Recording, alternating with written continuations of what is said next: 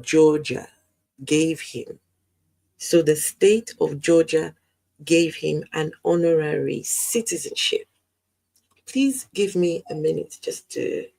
I'll be back in a minute. I just need to shut the door. Do this.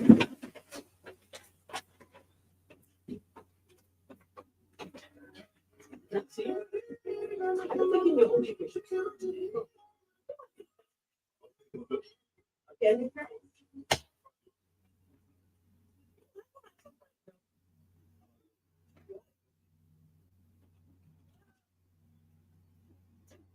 Oh, you couldn't get some more. Come and get yours.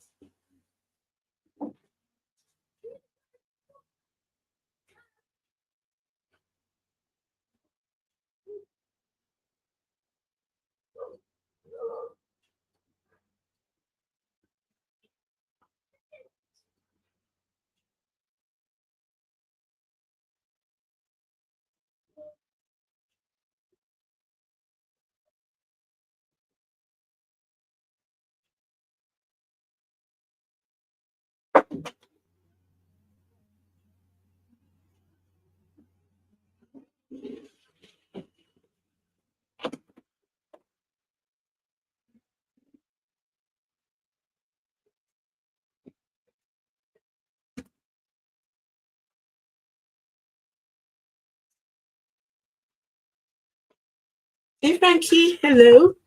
Hi, hi, hi, hello. Hey Unkindness, hello. Unkindness, how are you? Good to see you.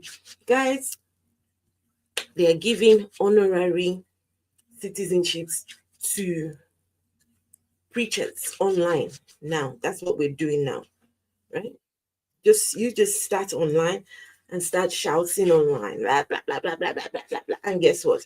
In no time, the US will say, look, we appreciate what you are doing. We appreciate you. Here is honorary, your honorary, eh, your honorary award. Here you go. We are just giving you. Someone says I'm a bitter person. Oh, yo. I'm a bitter person. Okay. No worries. I mean, let's have a look at just sugar. Just hit this thing. Oh, my lights. I've messed it up. I've messed up the lights. This world rewards foolishness. It does. It does. It rewards foolishness. Please give me a minute. Let me sort out my light. I just did something to it and messed it up. Please give me a minute. We are going to talk about this honorary citizenship. He is the first person to pay $5 million for the Trump Gold Visa. Trump Gold Visa? Are they paying for this thing now? This honorary something, are they paying for it? No, but seriously, Trump Gold Visa, what does that even mean? What does that mean? Okay, please give me a minute. Let me sort out this light. Just give me a minute. Honorary. There we go. Honorarium. Honorary. So anyway, what I'm going to do is I want us to go and look at what makes one earn an honorary, what is this thing called? Citizenship. Huh? An honorary citizenship. Hey, Godless Reggie.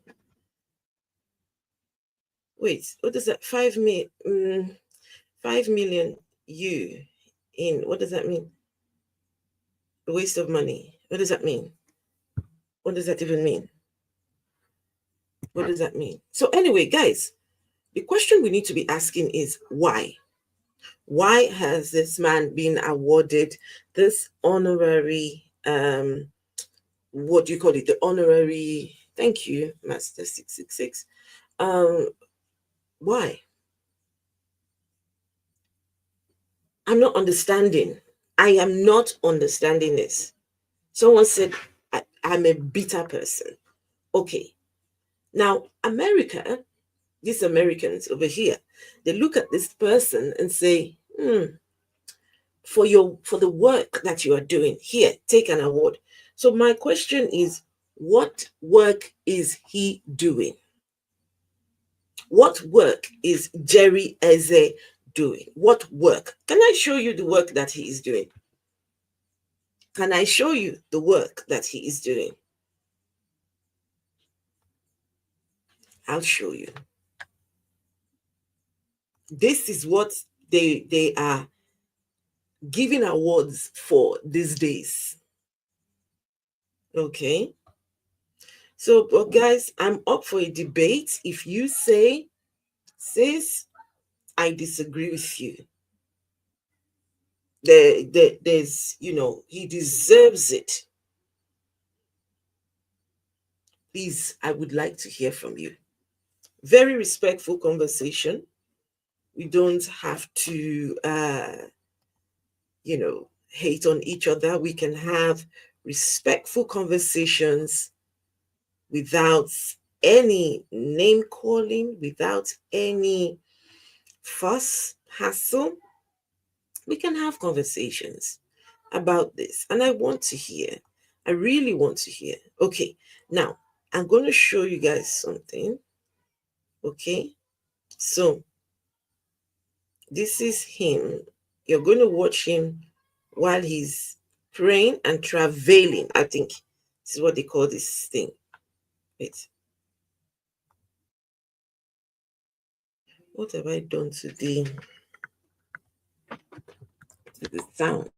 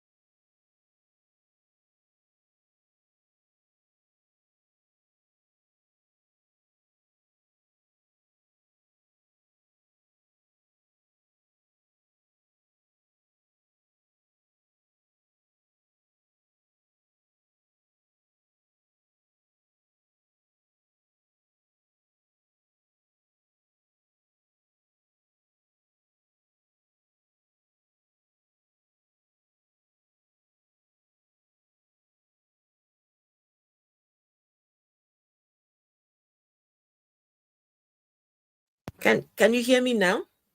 Can you hear me now? Oh, sugar. Sorry.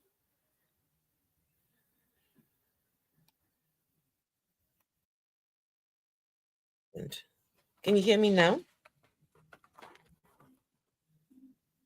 Obalomo, I greet you. Hey, I'm trying to find this thing. Where does it connect to? Sorry, guys. Just give me a minute. I'm trying to sort out the mic and then we will start. Where does this one connect to? Okay, this is it here.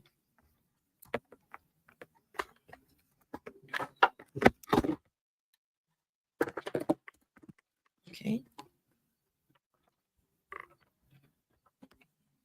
So that's it.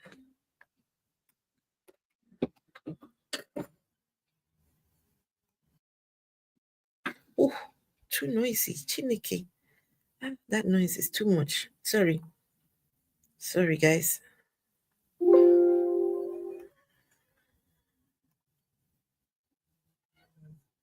Okay.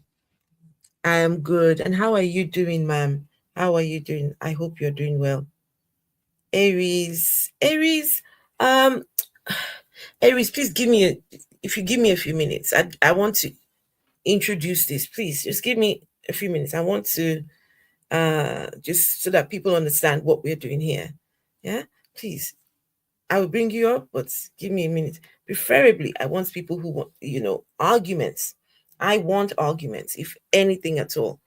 right? Okay, so people, I'm going to show you guys, right? So let me do this. Present. Can you hear me now? On YouTube, can you hear me? Can you hear me? Yes?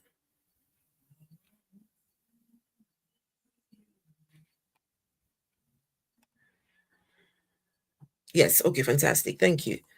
Fairness, okay. So people on, hey Suzanne, good to see you. Let's take off the, okay guys. So I want you guys to see, right? So this man has been awarded a, what do you call it? The honorary citizenship from the state of Georgia, right? So let's look at what he does online, right? This is it, guys. There is no more to what he does than this. This is what has given him this honorary. Let's have a look.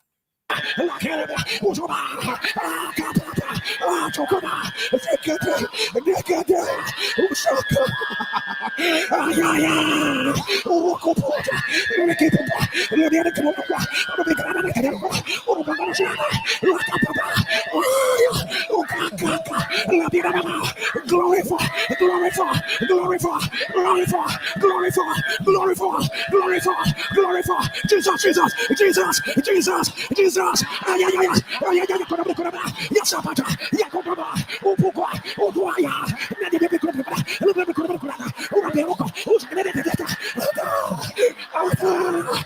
God, my God, my God, my God, there's a river of fire, there's a liquid fire, there's a liquid fire flowing from the throne. Jesus, I, Lekupupu, is the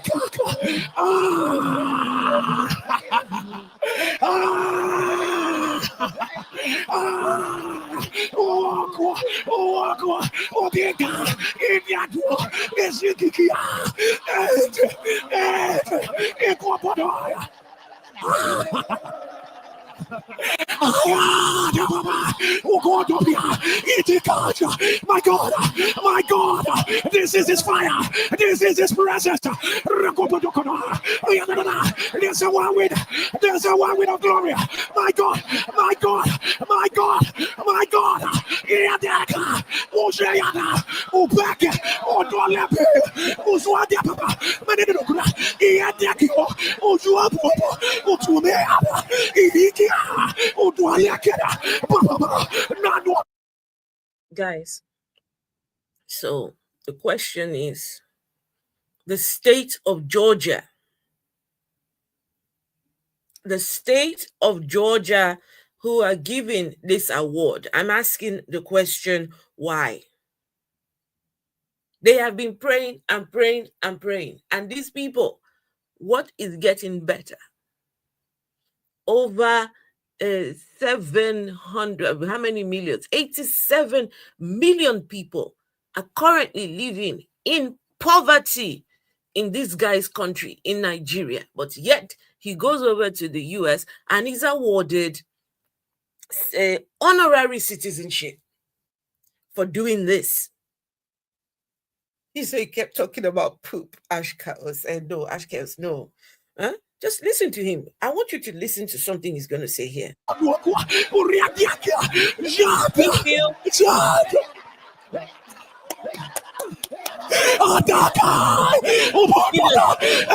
Someone says he has helped millions of people. All right, please.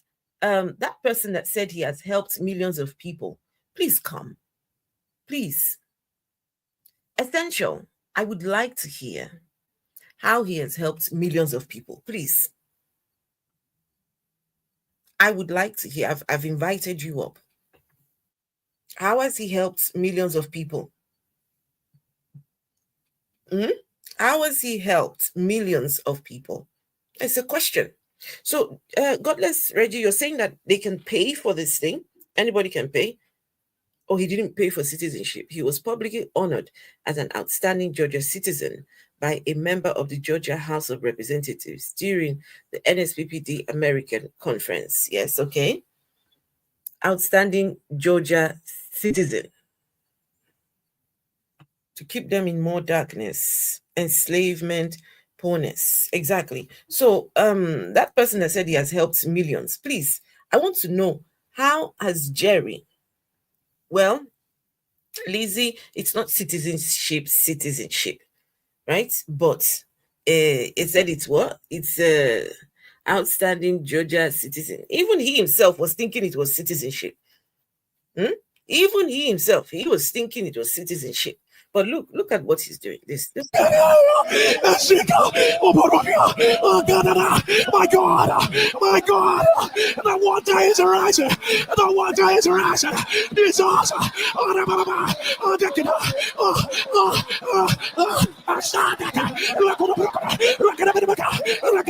I see people living their bodies. I see people living their bodies. People are living their own self. Jesus, the hand of the Lord is drawing people out of themselves. I can't. I can't.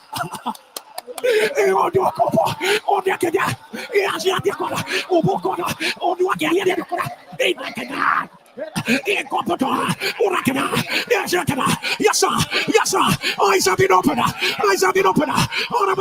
Some of you are feeling oil. Oil of fire on your lips. Oil of fire on your lips.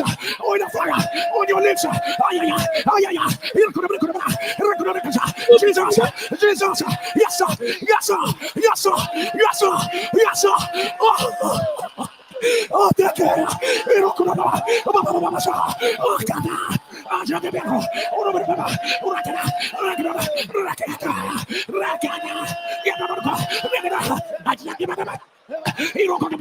Jesus, yes, yes, new gifts of the Spirit, new gifts of the Spirit. I see the cloud of glory wrapping people around. I see the cloud of glory.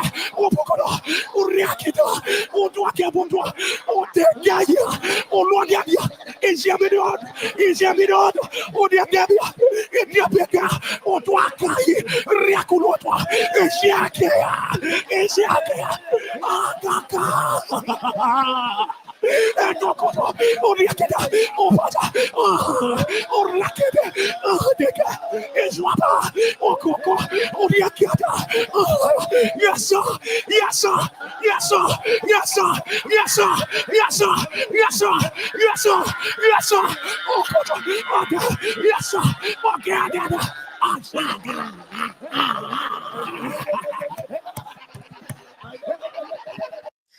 Okay, question is this.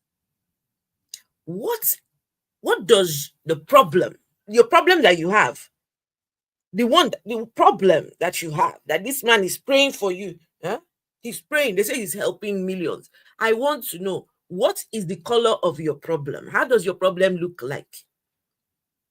That this is how you go and meet the God that you are praying to, who is up there somewhere in the sky. He needs somebody to travail like this. He needs you to wail.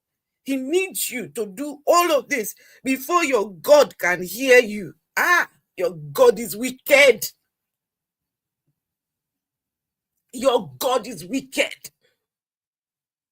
Some people don't have to say a word and they get everything they want. Just like that. They live in countries where the system works.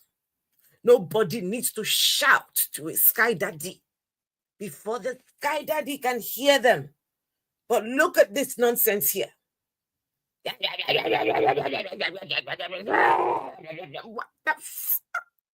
What is this?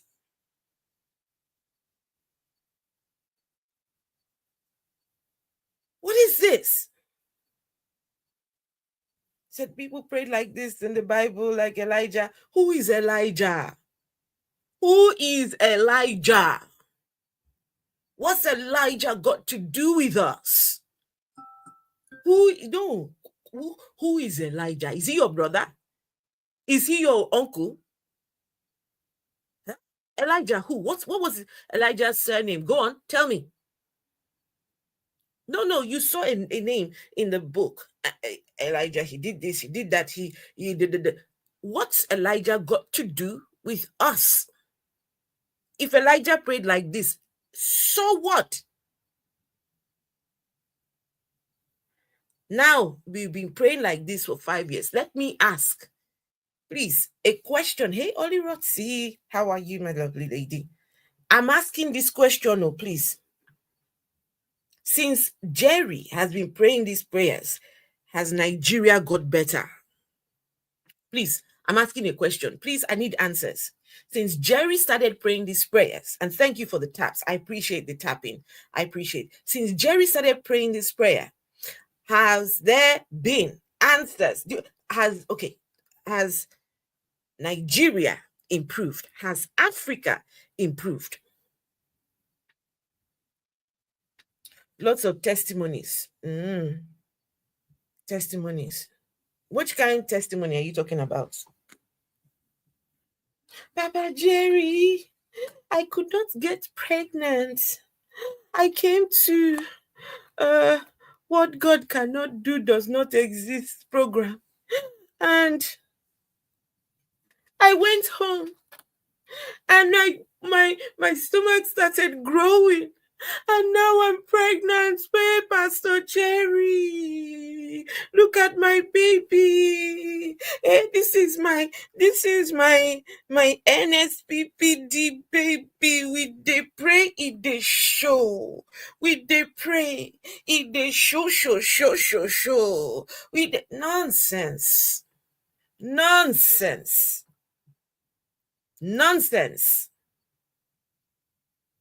Don't put Nigeria's problem on him. I'm asking, what has these prayers, how has it helped? Oh yeah, I'm listening. How has it helped? No, I'm asking. No, when they shout, hey Angela.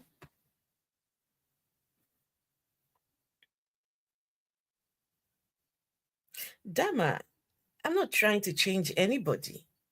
I don't have the power to change anybody. And I'm not asking anyone to change for me. Please don't. All I'm trying to do here is trying to make you see the ridiculousness of what you believe. You believe in invincible sky daddies that wants you to shout at him. Shout before he can hear you. If your God exists, why do you need to shout? Why? Why do you need to make all this noise? Look at this. I mean, just look at this. This right here is someone speaking to God.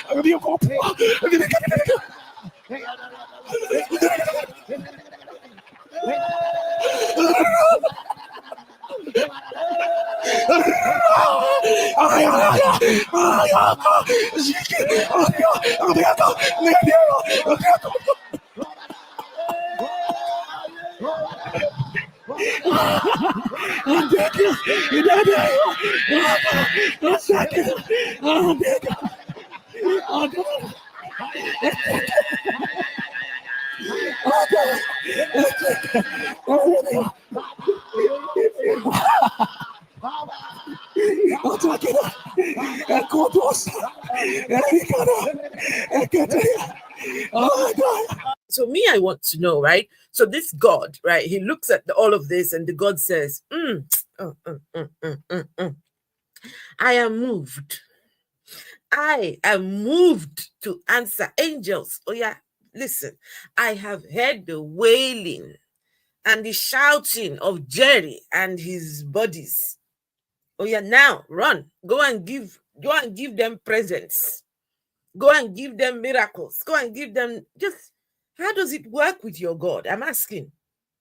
Right, Ollie? Ollie, it's just terrible. No, I'm asking, how does this work with your sky daddy? No, answer. How does this work? Your sky daddy says, go and meet Jerry and let Jerry make his noise. And then sky daddy now will listen to Jerry. And then now America, the state of Georgia, will now come and give him award for this. They give him award for this. Let me see. There's a video I'm looking for. Hold on. Let's see. Give me a minute. Let's see. I want to see. I want to show you guys something. 1 second. 1 second. Please just tap on the screens while I'm looking for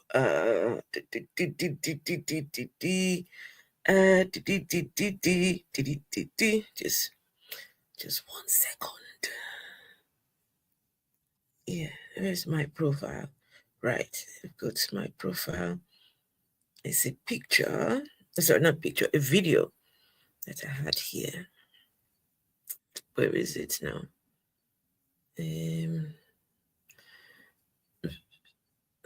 Just give me a minute. You see the video. I want to show you guys something. Is it this one? No, it's not this one. Is it this one? No, it's not this one. Right, okay, give me a minute. It's not this one. It is let's come back all the way to the beginning. Sorry guys, just is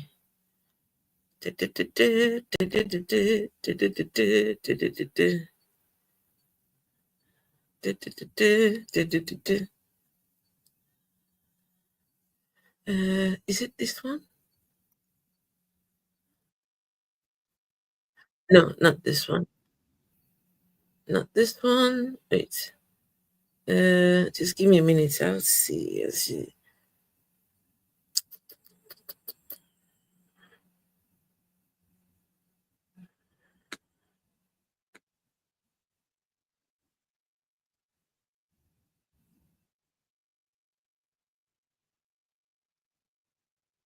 Just give me a minute. I will find it. I just need you guys to see something. I hope I find it. It's here somewhere. It's here somewhere. We will find it. We will find it. Where did that video go now? So I have all these many videos. Chineke. Where is it? Oh. Okay, I think I found it. Right. Oh, right. Okay, let's see. Let me share this tab. All right, my people. Look at the newest Georgia. Waiting, Georgia. Anyway, just look. Thank you. Thank you. Thank you. Thank you. Thank you. Thank you.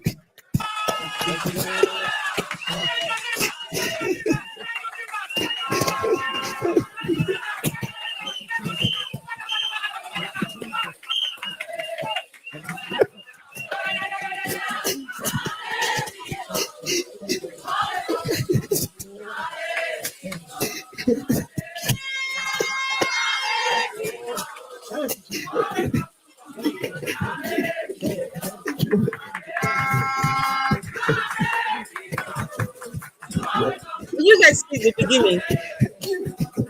You see the beginning? Wait, let's do it again. Thank you. Look at it. Yeah. Look at now. Abba now waiting now. That's so the problem reach. That's so the problem reach. Jerry, waiting. Thank you. Look at the thing is that falling out of close now. Father, we lift our hands. I will say thank you. Thank you for making a name for yourself. For what? Thank you for once again using the foolish things of this world to confound the wise. Thank you. Jerry, they add. When we started, this was never in our mind. We never imagined Just you 2 were going to hours do all now. of If you this. do 2 hours of But this, thank they you. give you money now. Thank you for never leaving. Thank you. Collect your money. Thank you. Thank you. Look at For putting your hand strong here. Thank you. look at. God, because the day we take this glory to ourselves. Yeah. Thank you, Lord. Where it's on everything is given unto you. Be magnified, Jesus. Be glorified, oh God. All of our days we promise to serve you. Father, thank you. For we have a reason to believe. The Gentiles have a reason to believe. Those who love you have a reason to believe. Thank you, Lord. You are Be deserving. quiet. Please. Vivian says, I got cured. Vivian. Vivian, you say you got cured of herpes, stroke, and psoriasis through herbal medicine from Dr. Solomon. Vivian Utazi, you have been scammed by Dr. Solomon. You have been scammed by Dr. Solomon. Susan on which? Susan Utazi, with this your nonsense comment here, you have been scammed. So, yes.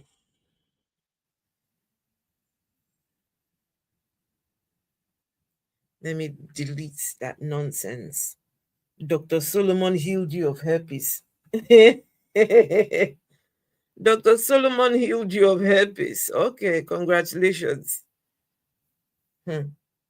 Yet, with all that prayer and crying, Nigeria is progressing backwards.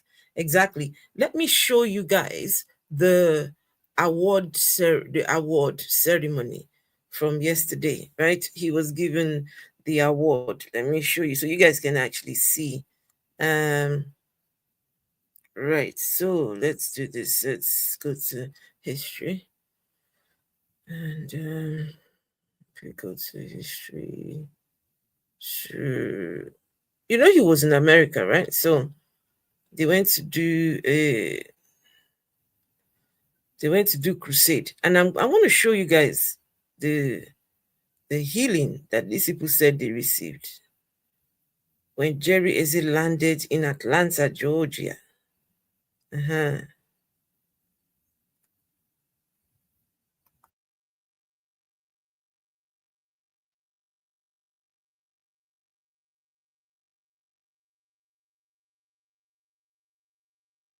At the altar, let us fortify with, and the Most High showed up. No matter where you came from, you will return back safely.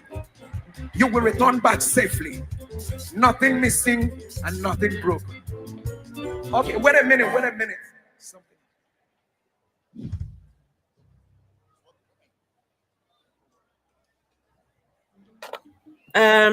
Reggie. Hello, Pastor. Reggie, if you're still here, you might have a point with what you said. I'll show you.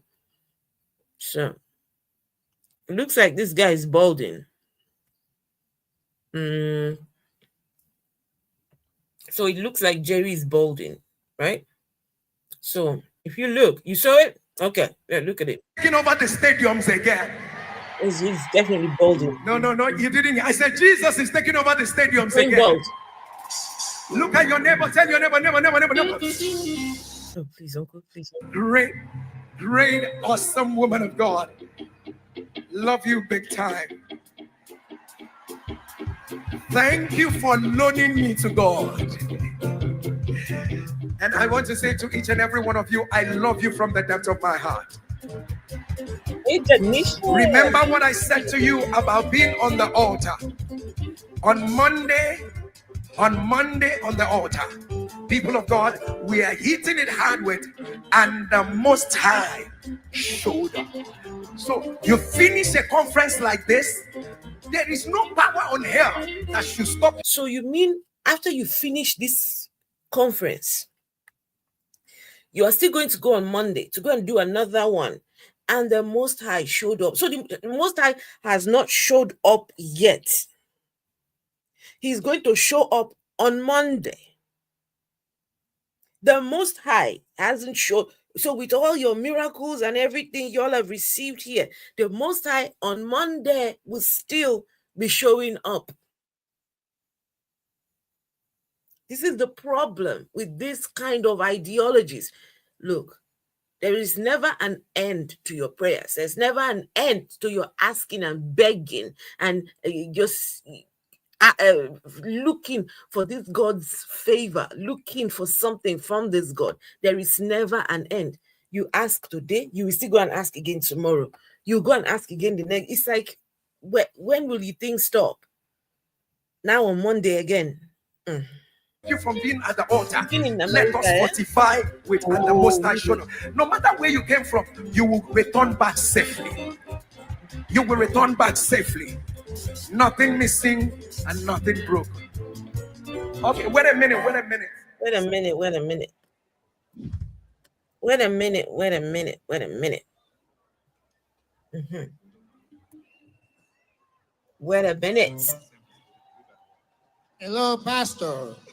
Just listen. How are you, Pastor? Please listen to the person giving the award. Even me, I was like, Chineke. Hello, Pastor. How are you, Pastor? Wait, I need to take that back slightly. Hello, Pastor. How are you, Pastor? Hello, Pastor. You come and give somebody a award. Hello, Pastor. Sweaty shirt. How are you, Pastor? My name is Gabe Okoye. I represent the District 102 in the Georgia House of Representatives.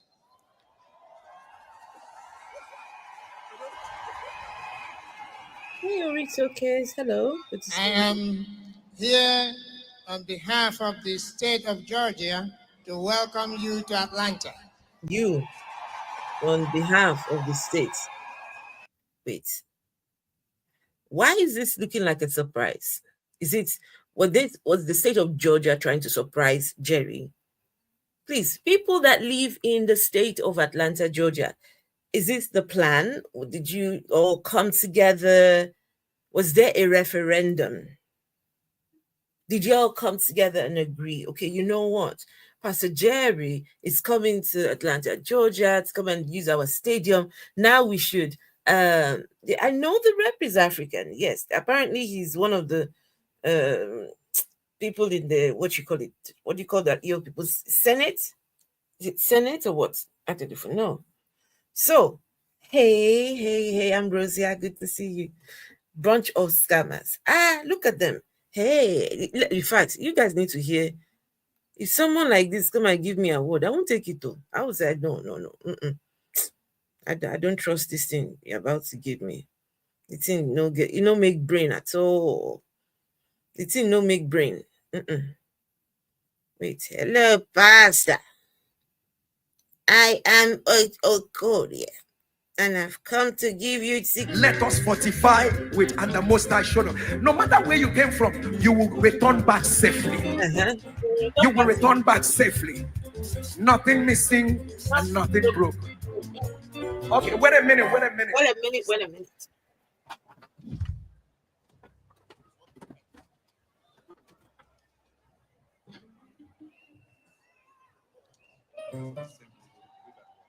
Hello, Pastor. How are you, Pastor? My name is Gabe Okoye. I represent the District 102 in the Georgia House of Representatives.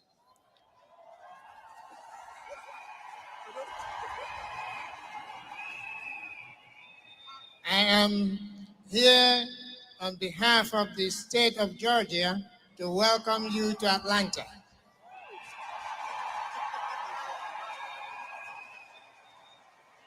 And to also welcome all the people who are here for the conference from various parts of this country and outside, wherever you're coming from. I say welcome to Atlanta. While you're here, Gabe Okoye, why was Jerry given this honorary citizenship certificate or whatever the hell this is? Hello, Sino Pataki. No, it's not a visa. Apparently, it is an honorary, what is it called again? It's an honorary citizenship, something, something, something. Honorary, listen, I don't know. It's somebody, someone in the US will be able to help us. And you guys, you members of Jerry Eze's cult, I don't know why y'all are so pained. Huh? Why y'all so pained? Look at somebody saying, person they grow, you they die in pain and hatred. King Seagull. You like say na your mama, now you they speak to. Now your own mama go die in hatred though. Eh? I didn't know that your mother was dying in hatred. Honestly, I didn't know that. But please, I wish her all the very best with her hateful self. Um, yes. I wish her all the very best with the hate in her heart. I wish her all the very best, okay? Send my wishes to her for me. Uh-huh. Now your mama go die in pure pain. Hell, King Seagull. Honestly, I'm just here wishing, just doing my own thing, and you just start wishing me these evil things. So they say, what you sow, you shall reap. Now your mama go reap them now. With the thing where you don't sow here, eh? Your mama go reap for you. Congratulations. It's give and take now. You give. Uh-huh. When you give, be prepared to take. But just that now your mama go collect. And when she dey collect, and remember to cry, yeah? Mm-hmm. Remember, make you shed tears, yeah? Mm-hmm. Make you dey cry. Nonsense. Okay. Don't this Reggie.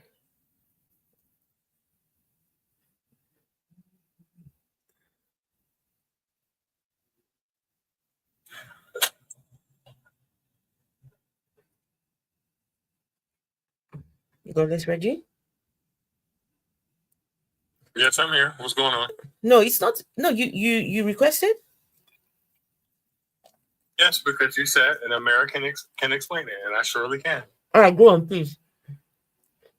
So, Reggie, before you continue, I know what it is. It's an honorary Georgia honorary citizenship. It's not the United States of America citizenship. He has not been given the citizenship of the US of A. It's just Georgia have this thing that they give to people, but I want to know what was the criteria. I want to know what was the criteria for giving this man this thing. That I want to know. So please explain it to us, please. Well, when I looked it up online, right, it just said that he was an outstanding citizen, blah, blah, blah, and he was granted an honorary citizenship, right? But for people that are not you, because obviously you understand how the law and things work here, right? So we have state law and we have federal law, right? Mm-hmm. So a person cannot give you citizenship to the state of Georgia. You have to become a citizen of the United States, right? Right. So I see a lot of people in the comments, and some of the stuff they're saying is true. You can get a citizenship in the United States for roughly $5 million. Wow. But that's not what happened. What he got is no different than when they say, okay, well, we'll give you the key to the city. We know that key doesn't go to a lock. So it's just an honorary award, just something symbolic. Hey, I like you and blah. But it's 100% useless. He's not a citizen. So what can he do with this award? Godless Reggie, what can he do? He can go back home and brag. I mean, what can he do with the award? What is it? What is it good for? Good for putting up on your wall and collecting dust because again, it's 100% useless. Oh. So now some people were actually thinking that it was citizenship, that United States of America citizenship, right? But I want to know what was the criteria. PR, right? It's a PR thing only. Okay. But I want to know what was the criteria, right? What was the criteria for giving this? The degree of uselessness of this certificate. Well, I mean, there's always going to be an element of bias, right? Okay. Because as the first thing that we noticed when the guy started talking that was giving him the award, it just screamed African accent, right? Yes, yes. Now, I can't tell the difference. I can't tell the difference between which country's accent, but I'm going to go out on a limb and say that guy had to be Nigerian, right? Mm-hmm. So I'm pretty sure he gave it to him either because of kickdown money or he's an NSPD, how the hell you say? Mm-hmm. An NSPPDN? Yes, it's either that or Jerry is giving him money because, he has large sums of cash at all time. He doesn't have a job and it's tax-free. So. Mm-hmm. Okay. So let's see the rest of the award thingy. I'm really interested in how he gives him this award. Let us fortify with and the Most High showed up. No matter where you came from, you will return back safely. You will return back safely. Nothing missing and nothing broken. Okay, wait a minute. Something.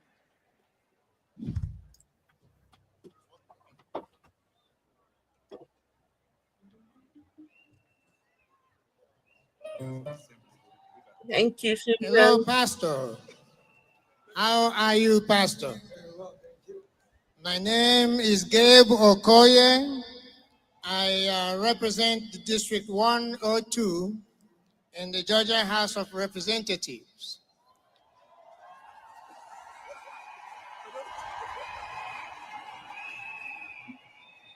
I am here on behalf of the state of Georgia to welcome you to Atlanta.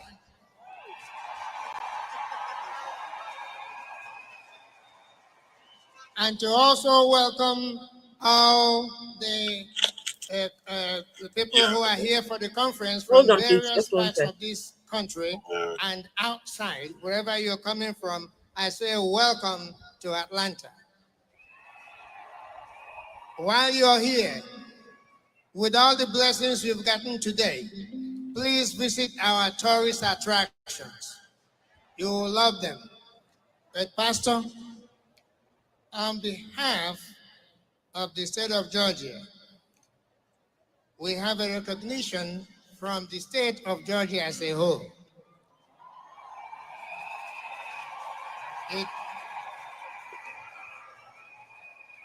It says the state of Georgia, and it says Secretary of State, Brad Raffensperger, Secretary of State of the state of Georgia, do hereby proclaim Pastor Jerry Eze as an outstanding Georgia citizen. And I haven't finished. I'm a Georgia citizen.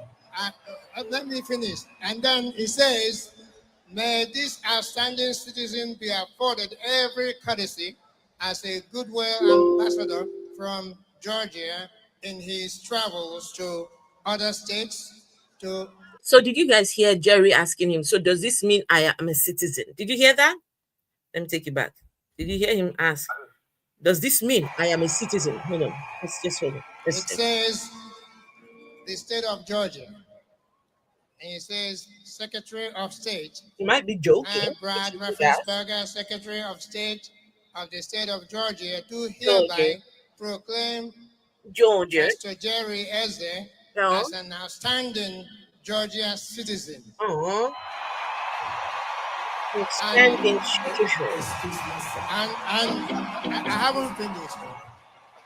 Am I now a Georgia citizen? Am I now a Georgia Let me finish. And then it says, may this outstanding citizen be afforded every courtesy as a goodwill ambassador from Georgia in his travels to other states, to nations beyond the borders of the United States of America, wherever he may hereafter travel or reside. Thank you for your service to our state.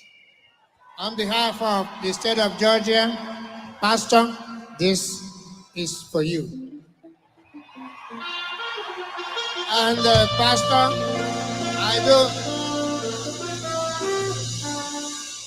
I do want to introduce the Osun State Commissioner for Water Resources, Osun Sam State Commissioner for Oyedetu. Osun State Commissioner for Water Resources. Wait. Osun State Commissioner for Water Resources. No, wait, I'm not understanding. So here we are in Atlanta, Georgia, but the Osun State Commissioner for Water Resources is along. Okay, I mean, hey, wait, no. I'm sorry, guys. I'm not sure I heard what I thought I heard. Wait. You say what now? And as we say, I need to hear it. Thank you. Oh, no. Oh, is it done? Thank you so much. No. Sorry, I must have gone. America, Uh-huh. or wherever he may hereafter travel or reside. Thank you for your service to our state. On behalf of the state of Georgia, Pastor, this is for you. And Pastor,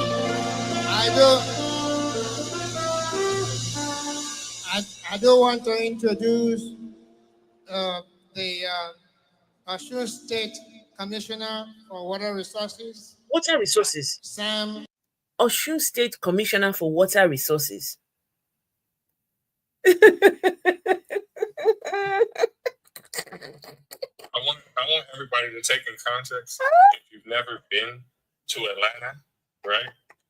Atlanta is probably one of the blackest places in the United States that you're gonna go, right? And I'm not just talking about in the inner city. I'm talking about the 5 surrounding counties. It is predominantly black, and I'm not just talking about African Americans. Yeah. There's a ton of Africans down there. There's a ton of Black Caribbeans down there. Yes. There's Black people everywhere, and it's been like that for forever, probably since the early 1900s, right? And when they say the state representative, right, that sounds like it's something big and extravagant. It's not. For example, where I live at in Ohio, right? My state representative, I know where he lives, right? He's always walking around. There's nobody special. It's just a local person that goes to the capital of your state that talks for you. That's all it is. So nothing special. Nothing special besides they have a government job. But again, some of the stuff that he's saying could be taken out of context. Like when they're saying like, oh, well, wherever you may travel, he does not have the right to tell him what he can do in a different fucking state. He doesn't even have the right to tell him that he can stay there. And the reason why is because he's not a citizen. While Jerry's here, he obviously has some form of visa, but he's an illegal alien, however you look at it. Wow. Oh, Valencia, Jerry Eze had a conference in your city. Yes. And no, but what I'm not understanding is Commissioner Osun State Commissioner for Water Resources. I'm not okay. That's that. I don't understand it. And Osun State, and transportation. That's why we transported. Okay, transportation. Can't even make sense. So what? Wait, hold on. Commissioner for Transportation. Sorry. The state of Georgia. Gabe is not doing very well with his state. And transportation. Wait. Every courtesy Water Resources and Transportation. Goodwill ambassador from Georgia in his travels to other states, to nations beyond the borders of the United States of America, or wherever he may hereafter travel or reside. Thank you for your service to our state. On behalf of the state of Georgia, Pastor, this is for you. And Pastor,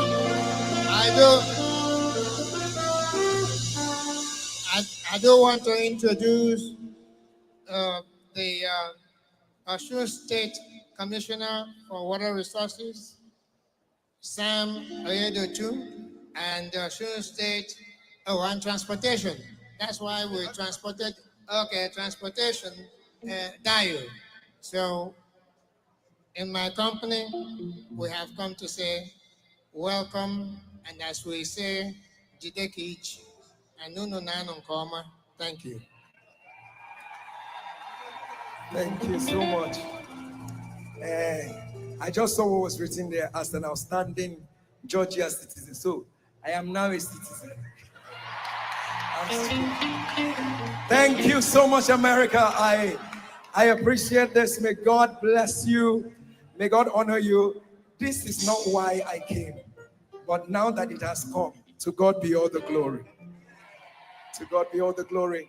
And I want to say to everyone, God honor you. Thank you so much, sir. Please take me backward to the Secretary of State and tell him that I said what God cannot do does not exist. Please don't also forget to tell him. Go back to the senator. Beware. Go back there and go and tell him what God cannot do does not exist. Like what? Senator, here, you know that man who we gave the award to, he said to tell you what God cannot do does not exist. Like what? So I don't know if you or anybody else that's not an American citizen, if they understand how politics and politicians work here, right? So the way that politicians, even all the way to Donald Trump, all the way to your local mayor or whatever, right? The way that they obtain money mostly is through contributions, right? It's from people giving donations. Mm-hmm. So literally, these people can be legally bought. So if you're raising campaign money and you're raising money for whatever reason, right? And say, for instance, Jerry comes to you, oh, here, Pastor, praise the Lord, and gives you a wad of cash, right? $10,000, $100,000, whatever. Of course, he's going to have to compensate you in some way and give you leverage. And that is how politics work in the United States. So basically what is happening that we see right in front of us is that it's a kickdown situation. He's being paid.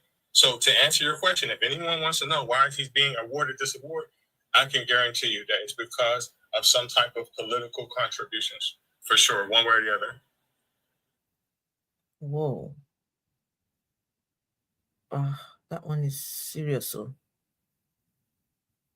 Essential, you're not connecting. I don't know why. Do you want to send your request again? You're not connecting. So just send your request again. Yeah. So what I'm going to do, guys, I want us to go and have a look at, so he was in America.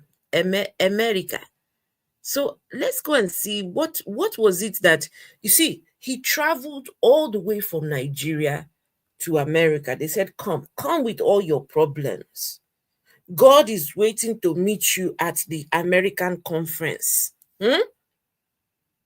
God will meet you at your need, the point of your need at the American. So I've not seen this. So I want to see, what did God specially go to the conference to go and heal these people of? What is it that these people had that God could not heal at home before they came to this place? You see? So let's see. It starts saying, Pastor, somebody here is. So those his prayers that he prays on the onlines, now he has taken it to the America. Took it all the way to Atlanta, Georgia. And God says, now is the time for me to start healing people. All right, let's see. First, right now. Where did they start with? Shut up. Allow us to shout with you people. Hold on. Oh, something is going on there. Something is going on there. Can a pastor go down there? Can a pastor go down there? What's going on? What's going on? Can the microphone get down there? What's going on? Let's see what God came to do at this conference. Allow us to shout with you people. Yes. Yes.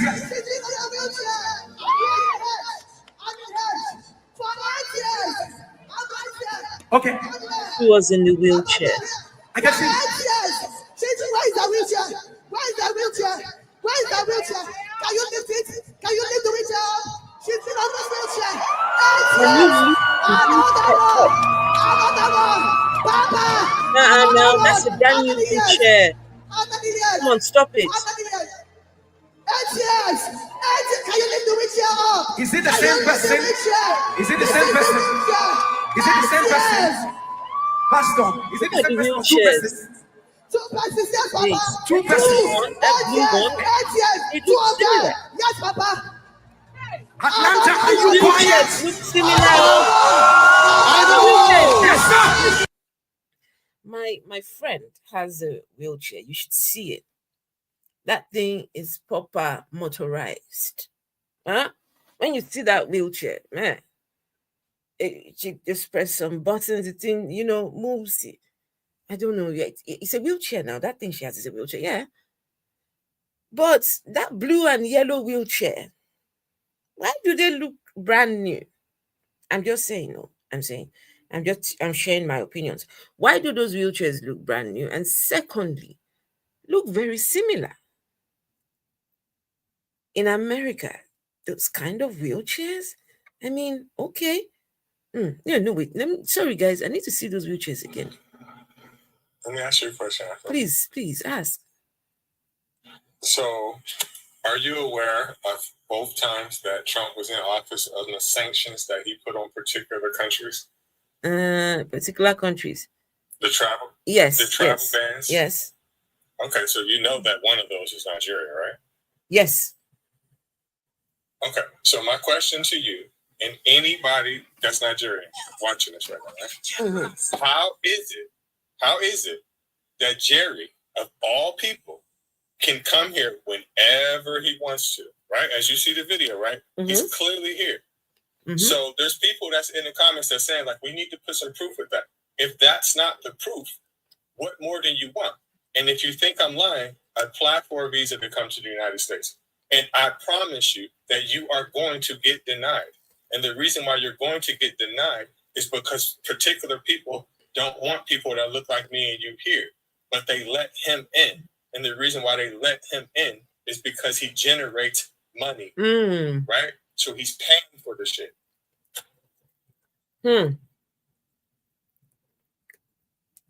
Money has definitely exchanged hands. For him to be here, it can't be free. Do you know how much they're going to make in this conference? Do you know? You know how much? All right. So let's see this wheelchair again. The money they will generate in this place. Where is the wheelchair? Can you lift it? Can you lift the wheelchair up? She's in on this wheelchair. 8 years. Another one. Another one. Look at that wheelchair. Just look at it for me, please. Oh, sugar. Why do I don't know. How do I? Oh, okay. This wheelchair thing. Okay, I think it's somewhere here. Oh, have I missed it? Oh, I've missed it. What did I do now? Where did that stupid wheelchair go now? Oh, God. Oh, no. Oh, sugar. Where did the wheelchair? Sorry, guys. Where did the wheelchair go? Something about wheelchair. Okay, he's still praying for them here. Where is that wheelchair? Where's the wheelchair? Wait. Another one! Number 4! I can feel the Nazareth. Yes, sir. Yes, sir. Yes, sir. Bride of Jesus, give us money.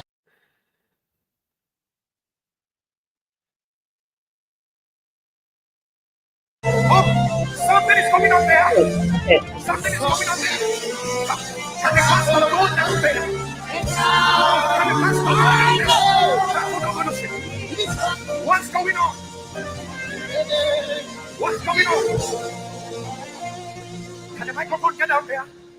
What's going on? And I was to shout with you people. Yes. Yes.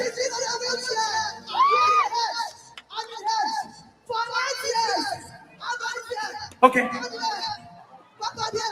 I can see. Where is the wheelchair? Where is the wheelchair? Where is the wheelchair? Can you lift it? Can you lift the wheelchair up? She's been on this wheelchair 8 years. Another one. I beg. Being in the wheelchair for 8 years. I beg, who can help me look at the wheelchair? Please look at the wheelchair. 8 years. But anyway, I mean, please don't get me wrong. I'm not saying that they can't change wheelchairs and, they don't have to be stuck with one wheelchair for 8 years. But just look at this particular wheelchair and then look at the next one. This one is blue. Now look at the next one. Another one! Papa! Another one! How many years? How many years? How many years? 8 years! 8 years! Can you leave the wheelchair? Is it the same person? Is it the same person? Is it the same person? See the yellow one and the blue one. Huh? Okay. Pastor, is it the same person or two persons? 2 persons, yes, Papa. 2 persons. 8 years, 8 years, 2 of them. Yes, Papa. Atlanta, are you quiet? I know. Yes, sir. The same Jesus. So, Atlanta people, you people are not asking. These people were in the wheelchair for 8 years. 8 years they were in the wheelchair. They've been praying with Jerry Eze online. I don't know how long they've been praying. Will they pray if they show? Did not show for them until Jerry came into Atlanta, Georgia. That's when God now decided, okay, just how does this make sense? How is this anything to celebrate?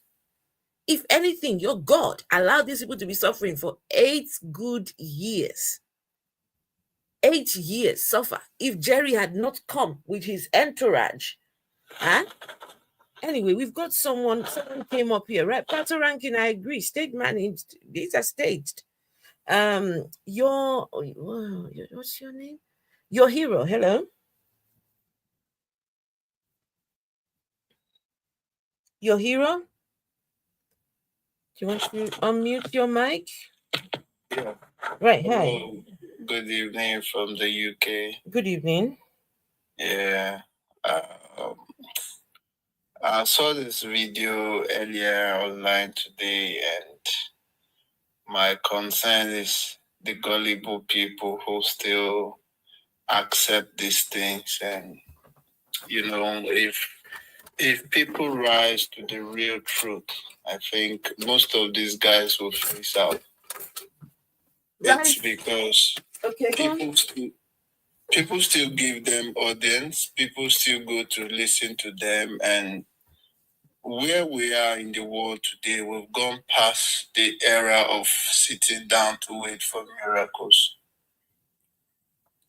Advanced society have gone to where they are using science to do a lot of things, and this bunch of criminals, mostly from Nigeria, they work hand in hand with the government to enslave the people and not to allow the people see the light of the day as it ought to.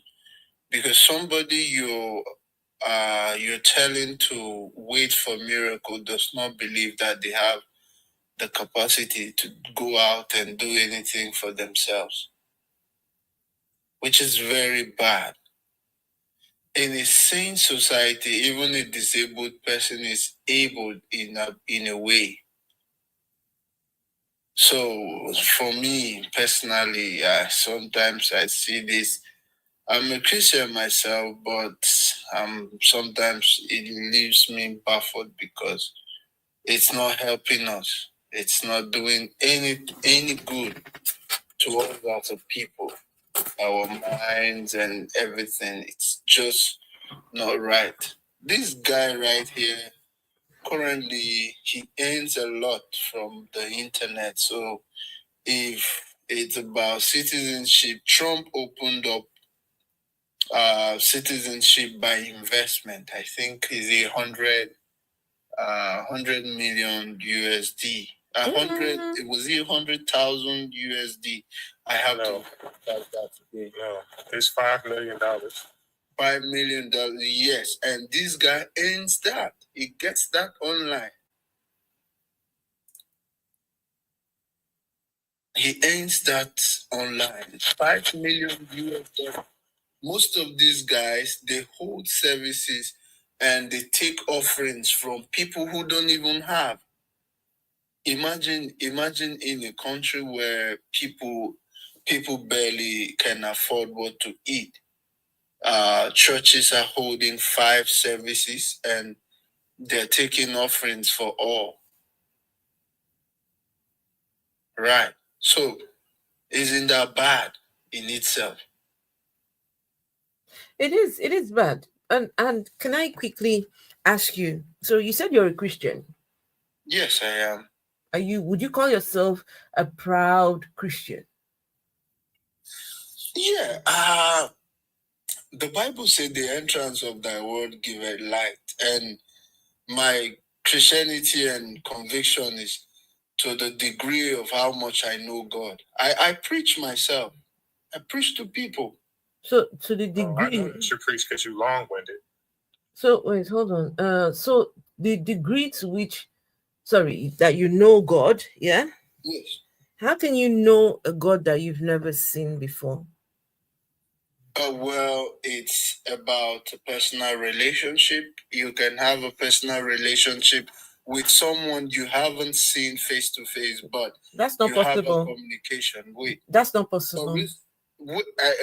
Right now, you cannot have a personal relationship with someone that you cannot see, you cannot hear, cannot touch, cannot feel, that you have no direct way to communicate with this person. Well, for me personally, that's called being delusional. For me personally, the Bible is my direct access to communicating with God. How is that?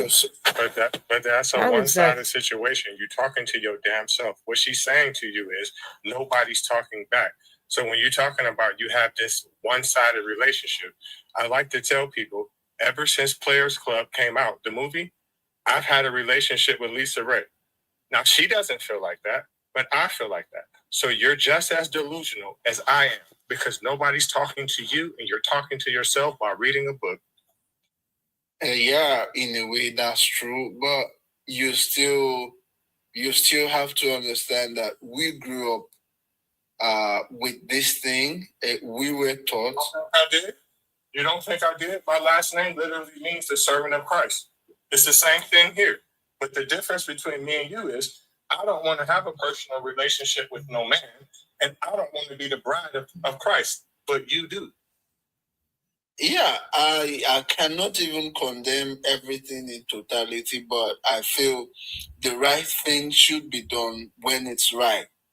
So, looking at everything, I feel we are from still a little bit of different perspective, because if you are denying the existence of a relationship with God, I think I am not on that table. I am just from the angle. I know you're not from that table because I don't believe anymore, but that does not make us any different, right? Christianity is just as dominant, and I would even say more. It's more dominant in the United States than wherever you're from. Because one thing about the United States is they don't like people that are Muslims and things like that. So what they do is they systematically make sure that they can't come here. So when you say stuff like that, you're kind of, it's kind of like we're fighting about who's more Christian at this point. But what I'm telling you is that you have no choice with Christianity in my country and in my demographics, basically. Right. And you said you preach this as well? Yeah. You have a church or what? No, not that. I just go to places I'm invited to, just share the word of God. I'm led. Like, do you get paid? Do you get paid for preach? No.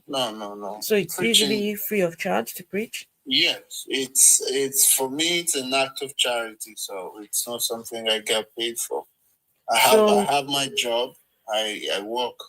So why do you preach? I mean, I don't understand. What are you going to go and tell?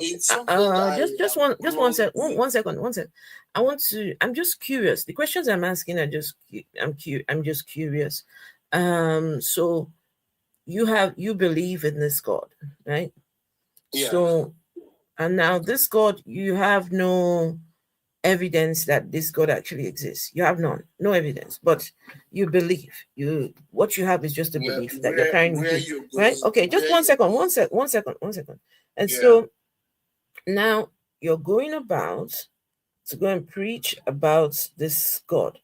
What is the intention for preaching? What do you have in the back of your mind for going to preach? Well, where you're going to, it's rather very big topic on its own that you want us to start talking on. Yes, so I want to know. The little I can say from my own perspective is I have grown up a Christian and I've learned the Christian way, and I feel I have a personal relationship with God, and the people I preach with are people who also are believers. Okay. So it's not like I am going to preach to people who haven't received Christ or who don't have the knowledge of God entirely. I preach to like minds, people who understand at least Christ's ways the way I do. I encourage them and the rest. But wait a minute. Well, here we go. See, that's the where you go wrong at, right? Because you think in your mind that the reason why people don't believe is because they're either ignorant or don't know. What I was trying to tell you is the reason why I don't believe is because I do know what the book says. When I was a believer, it's because I didn't know what the book says. So that's kind of irritating when you do that, because you're like, oh, people that accept it and people that know. It's almost like you think that you're smarter than someone else, or you have like a divine sheep understanding that God then gave you and everyone else is beneath you. And that's not the truth.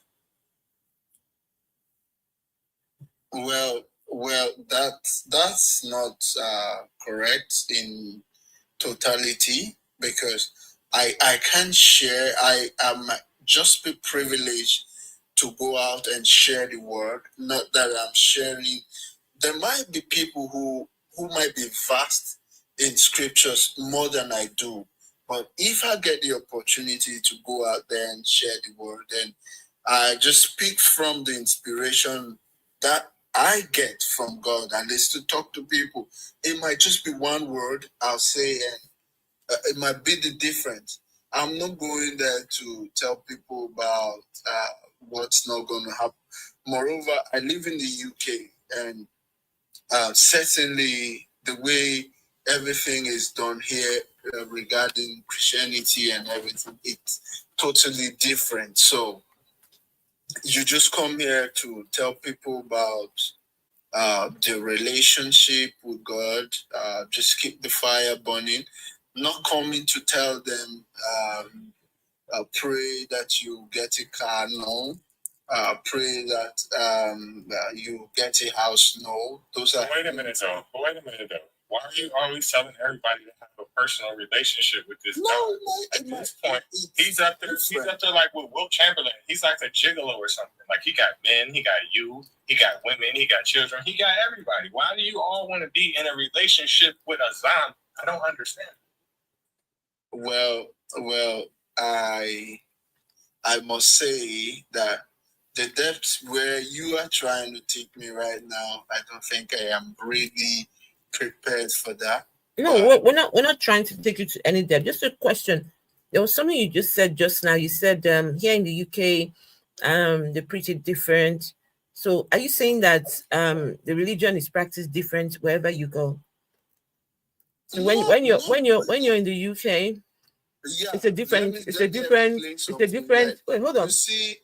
Hold on, please. One sec. So Okay. when you're in Nigeria, you practice it different, right? You can ask and beg and ask for a car, ask for a house, and all these things. But when you're in the UK, it's a different. You just more focus on relationship with God, right? I don't know. Is it different wherever you go?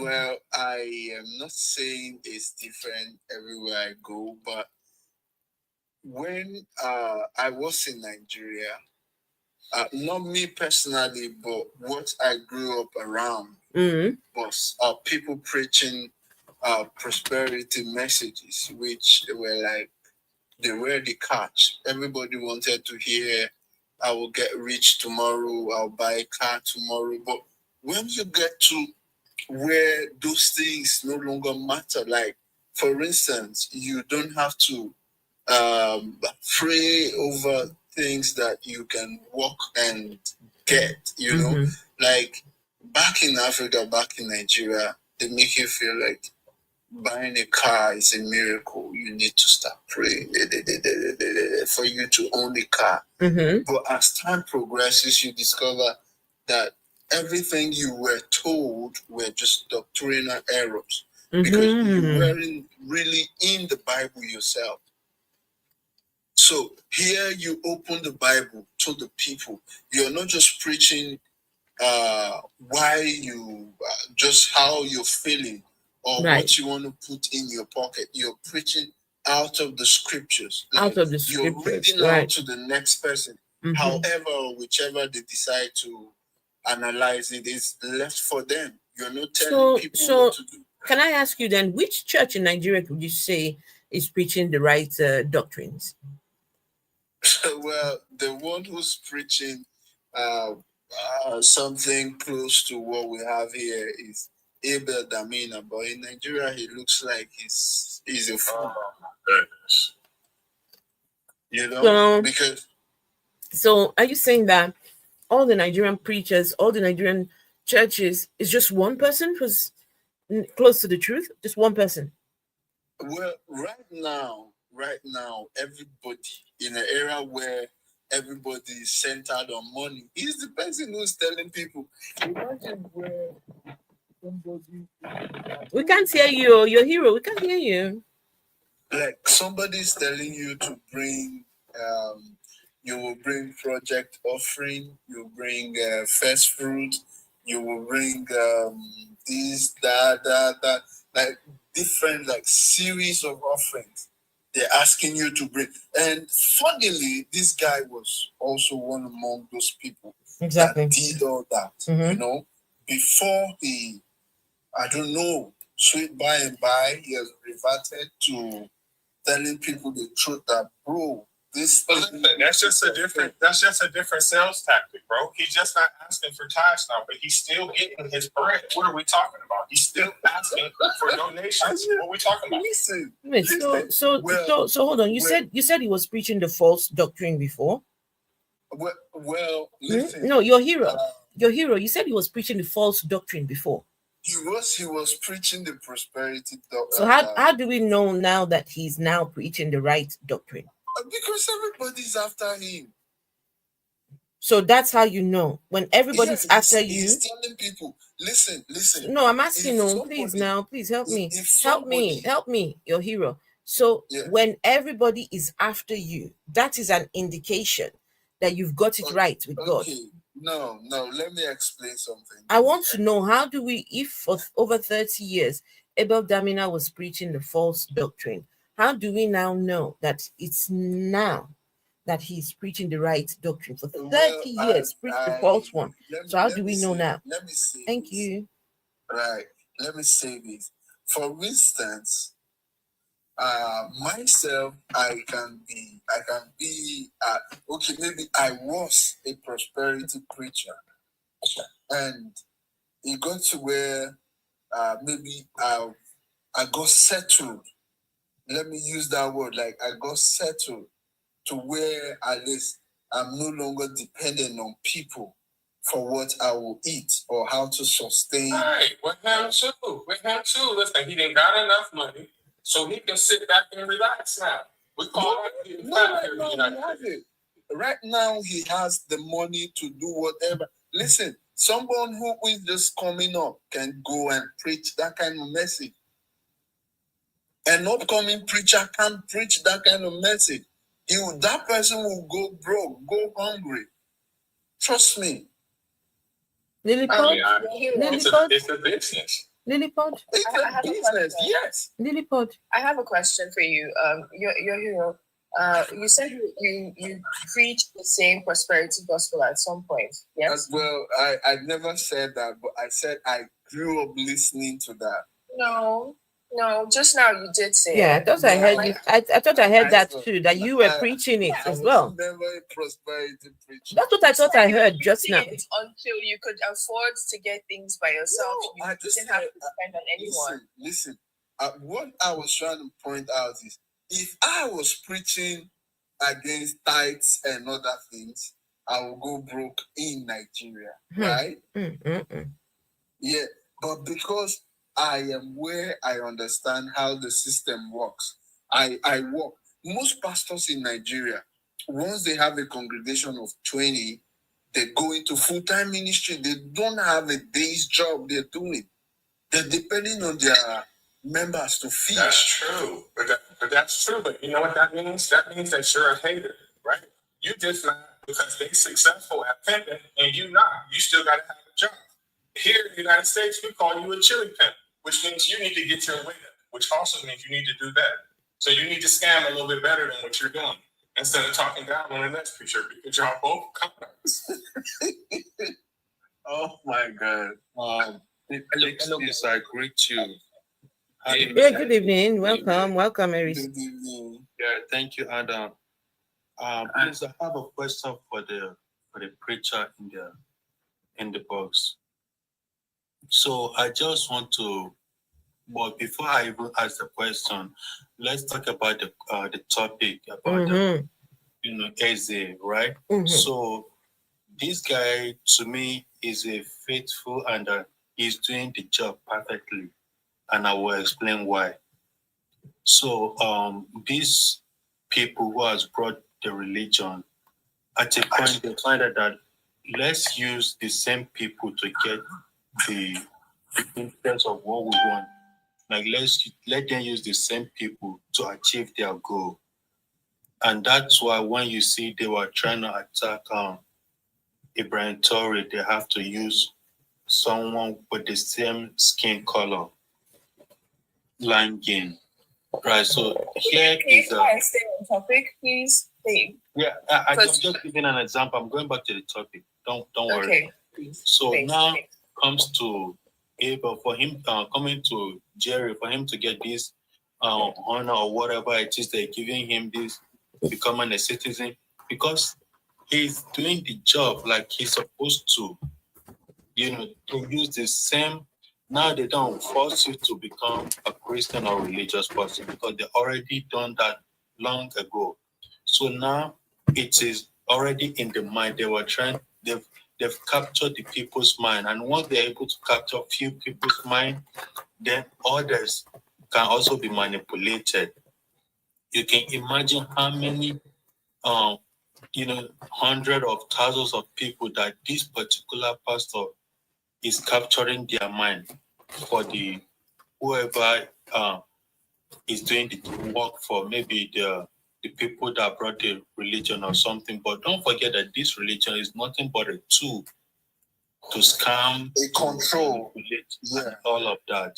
So this guy is doing a perfect job. He knows what he's doing deep inside him. That yes, he has to do it, and he's good at what he's doing. So that's why they have to keep, giving him the award. But mind you, he's the one getting the award, not the congregation. And they will keep, following him and, yes, daddy and the rest of it. But he's the one achieving all of it. Only a few of them starting from that. So that's by the way. But so, Mr. Preacher, you said when you were in Nigeria, like you preach a certain level of preaching, and now that you are in UK, you preach a different version of maybe you don't preach prosperity, You don't preach prosperity or all of that, because you know now in a place where you are is a place where you can afford all of those things. So is this kind that he has a specific way of operating? Sorry, As one. sorry, guys. Sorry.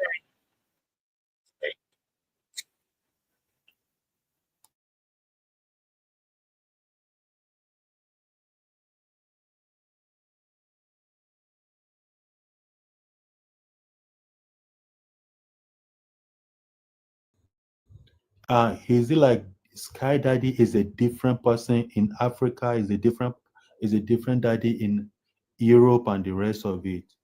Is it how he Sky Daddy operates? Right. Because that's what I want to know. Because here in Africa, there are a whole lot of things that people pray for, but you say not in UK, you don't have to pray for such. So is Sky Daddy doing something different in a continent and doing another different thing in another continent? Yes. I just want to find out. When you're in Nigeria, it's different belief system. When you're in US, it's different. When you go to the UK, the religion is practiced different. And now, how do we know which one is the right one now? Exactly. How do we know which one is the right one these people are supposed to be following? Because they say he is omnipotent, omniscience, and all of that. So that means the present here, it should be the same present everywhere. Can I say something? Yeah, Yes. please, bro. Oh, good evening, guys. Good evening, everyone. I've been here for a while. I listened to this preacher.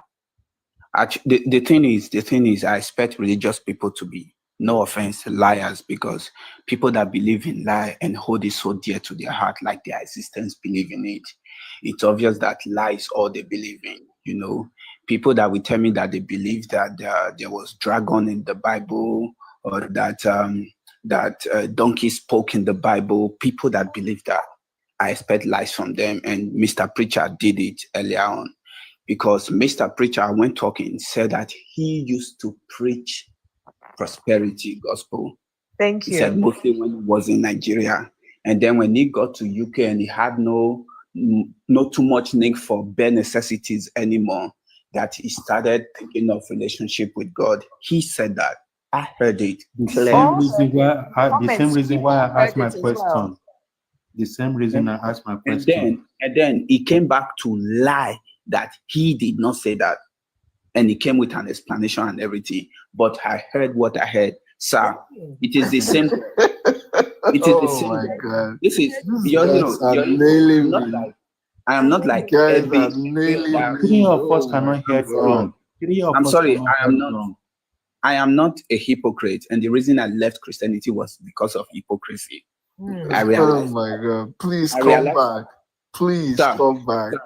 Sir, listen. We love you. Sir, listen. 1 second. Let him finish and then you can go.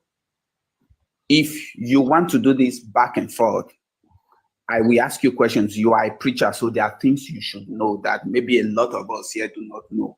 Being you are a preacher and all, because for you to preach something to people, you must understand it to a certain level, right? So if you want to do that back and forth, of course, we can do that. But listen to what I have to say first. You know, you lied. I'm not a hypocrite. I tell the truth. And this is what the truth is. It may not be to you right now because you know you have to defend your whatever. You have to defend. I don't know what you need to defend as whatever, but you know what the truth is. The truth is you said what you said. And the truth is the same God was preached to everyone, but this is why everyone do it separately. Because it was a target system to lock people down, especially those that are poor, especially those that are not elite. Because that is why in your church, they give a different chair to a rich man in your church than they give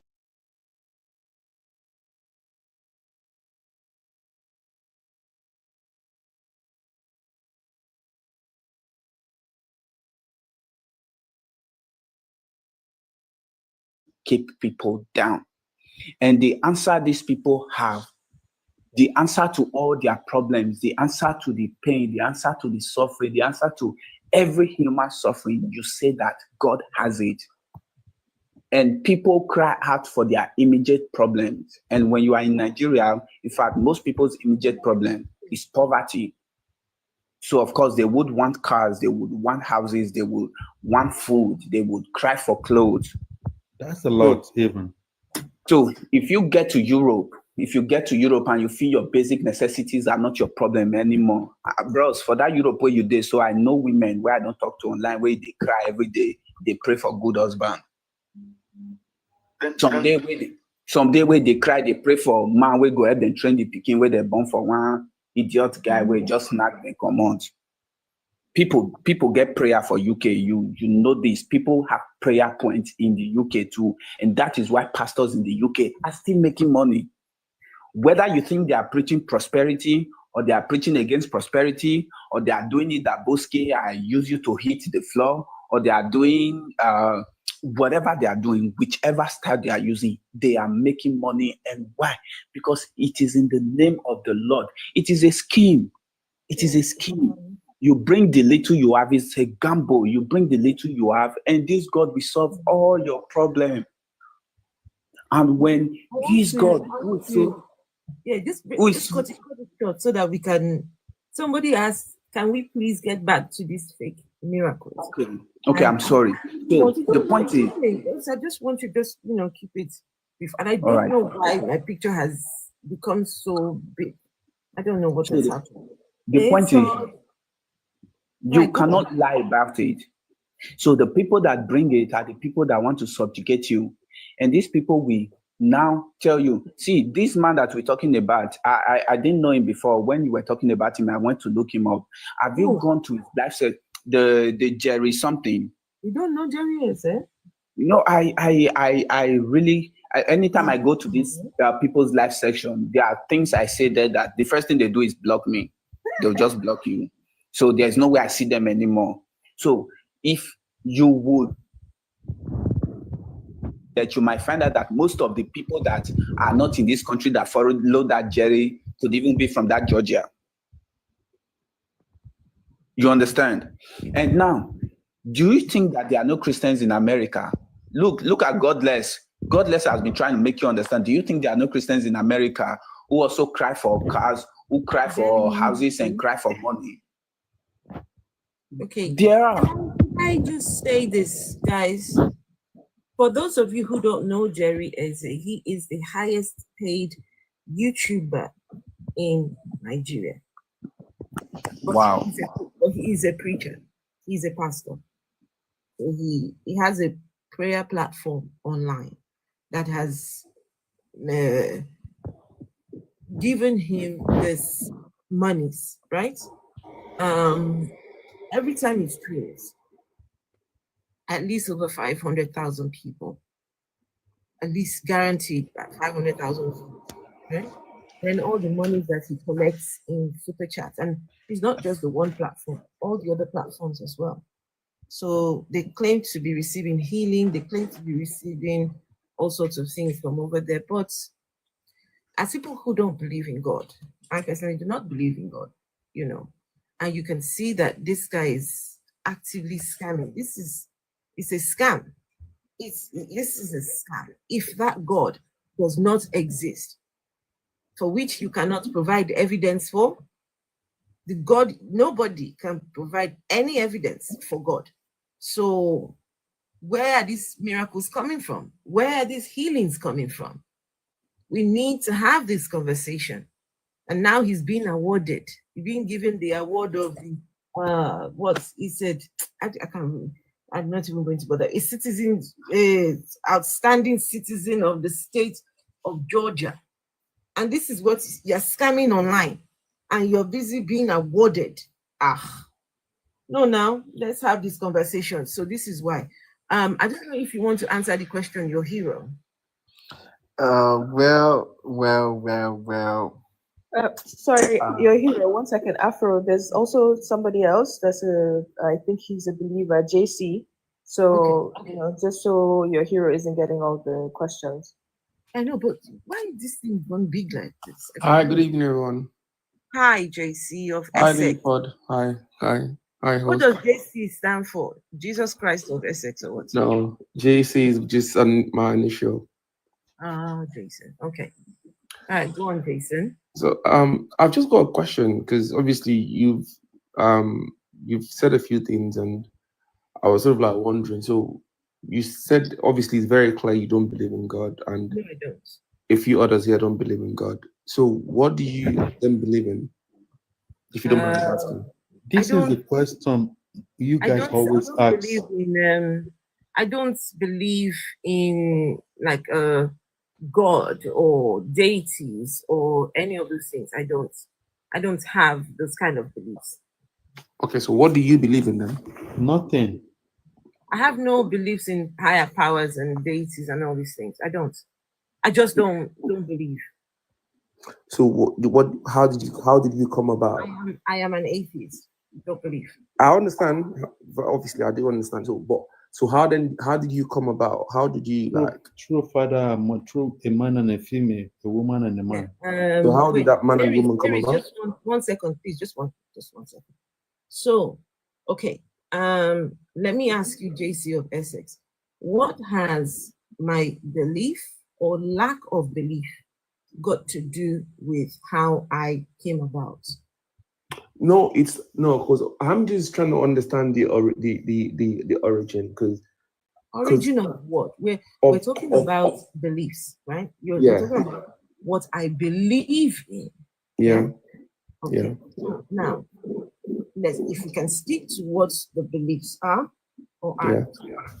I don't know, how do we get to the point of now asking how I came about? I had parents, mother and father. I know how I came about. Right. So, because I'm just sort of obviously like doing like a background check to see, like, to understand, because you said you don't believe in anything, you don't believe in any supernatural powers, you don't believe in God. So obviously there's that you should have a background. End of the day. But JC,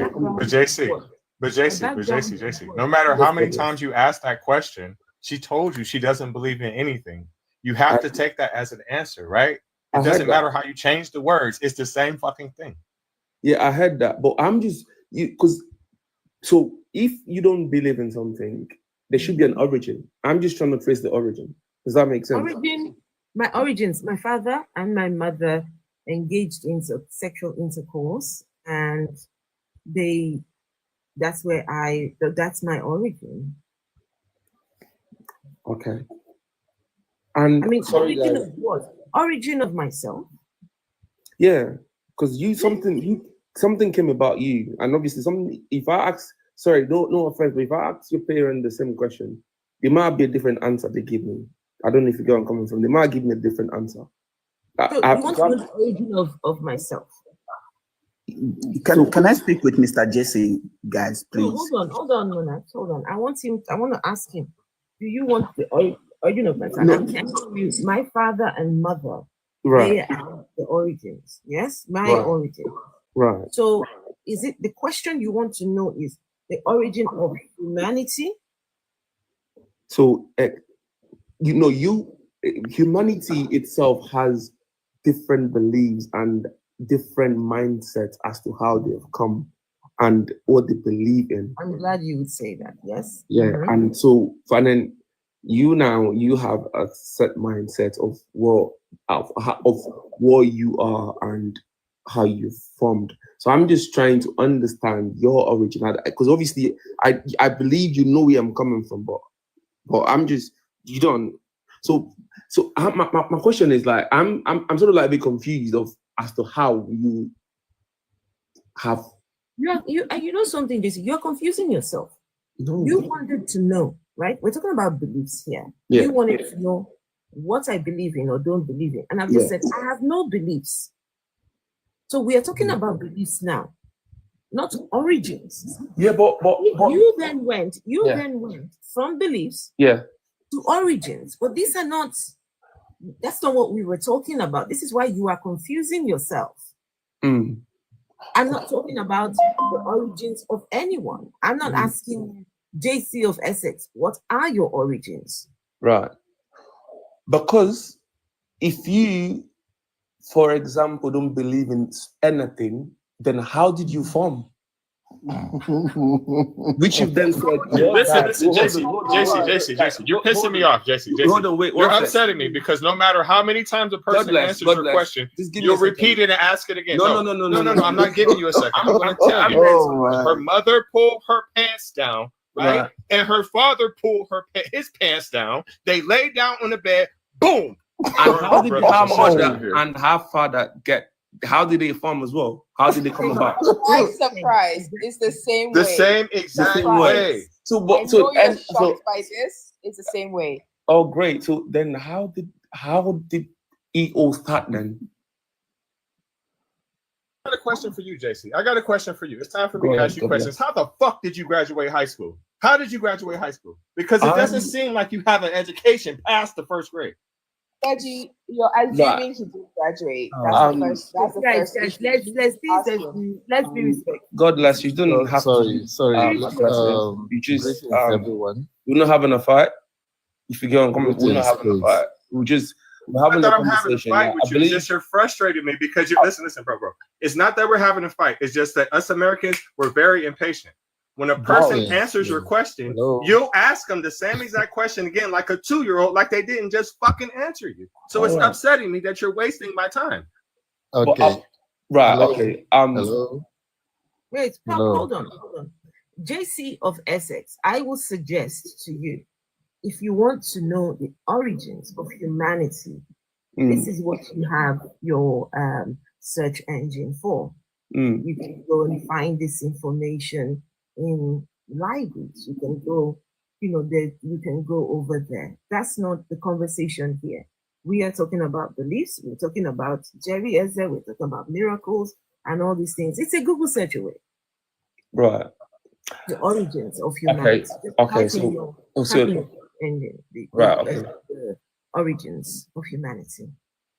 Also, JC, before, because there's always a follow-up to this, but anyway, before you think, am I supposed to just go and take the first thing? I say, no, it's really up to you to do as thorough a research as you want to, so you can go over as many articles from as many studies, as many journals, as many books, whatever, right? You can also critique the things that you're seeing. This would give you a deep answer, like an in-depth answer, right, to this question.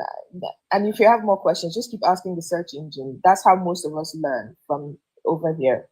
Okay, no hate or anything. That's a genuine response. Okay. Oh, thank you very much, guys. I do appreciate.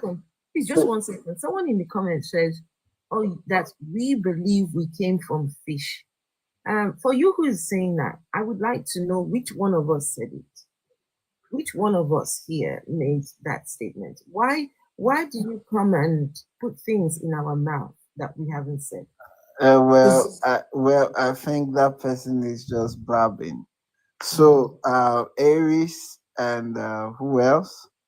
There is an allegation on me that I said I was prosperity preacher in Nigeria before I crossed over to the UK. I want to still categorically debunk that. Listen, if I said that, Your hero, 1 second. We can sort this out real quick, right? In the comments, right? If anyone, people can answer, people can say, so it's not just 3 people on the panel that are saying you said something. Everyone, please, to the comments. If you heard him say he used to preach the prosperity gospel before relocating, and then he could afford things for himself, so he stopped preaching it, please put a 1 in the comments. Just a 1 in the comments. If not, just say no.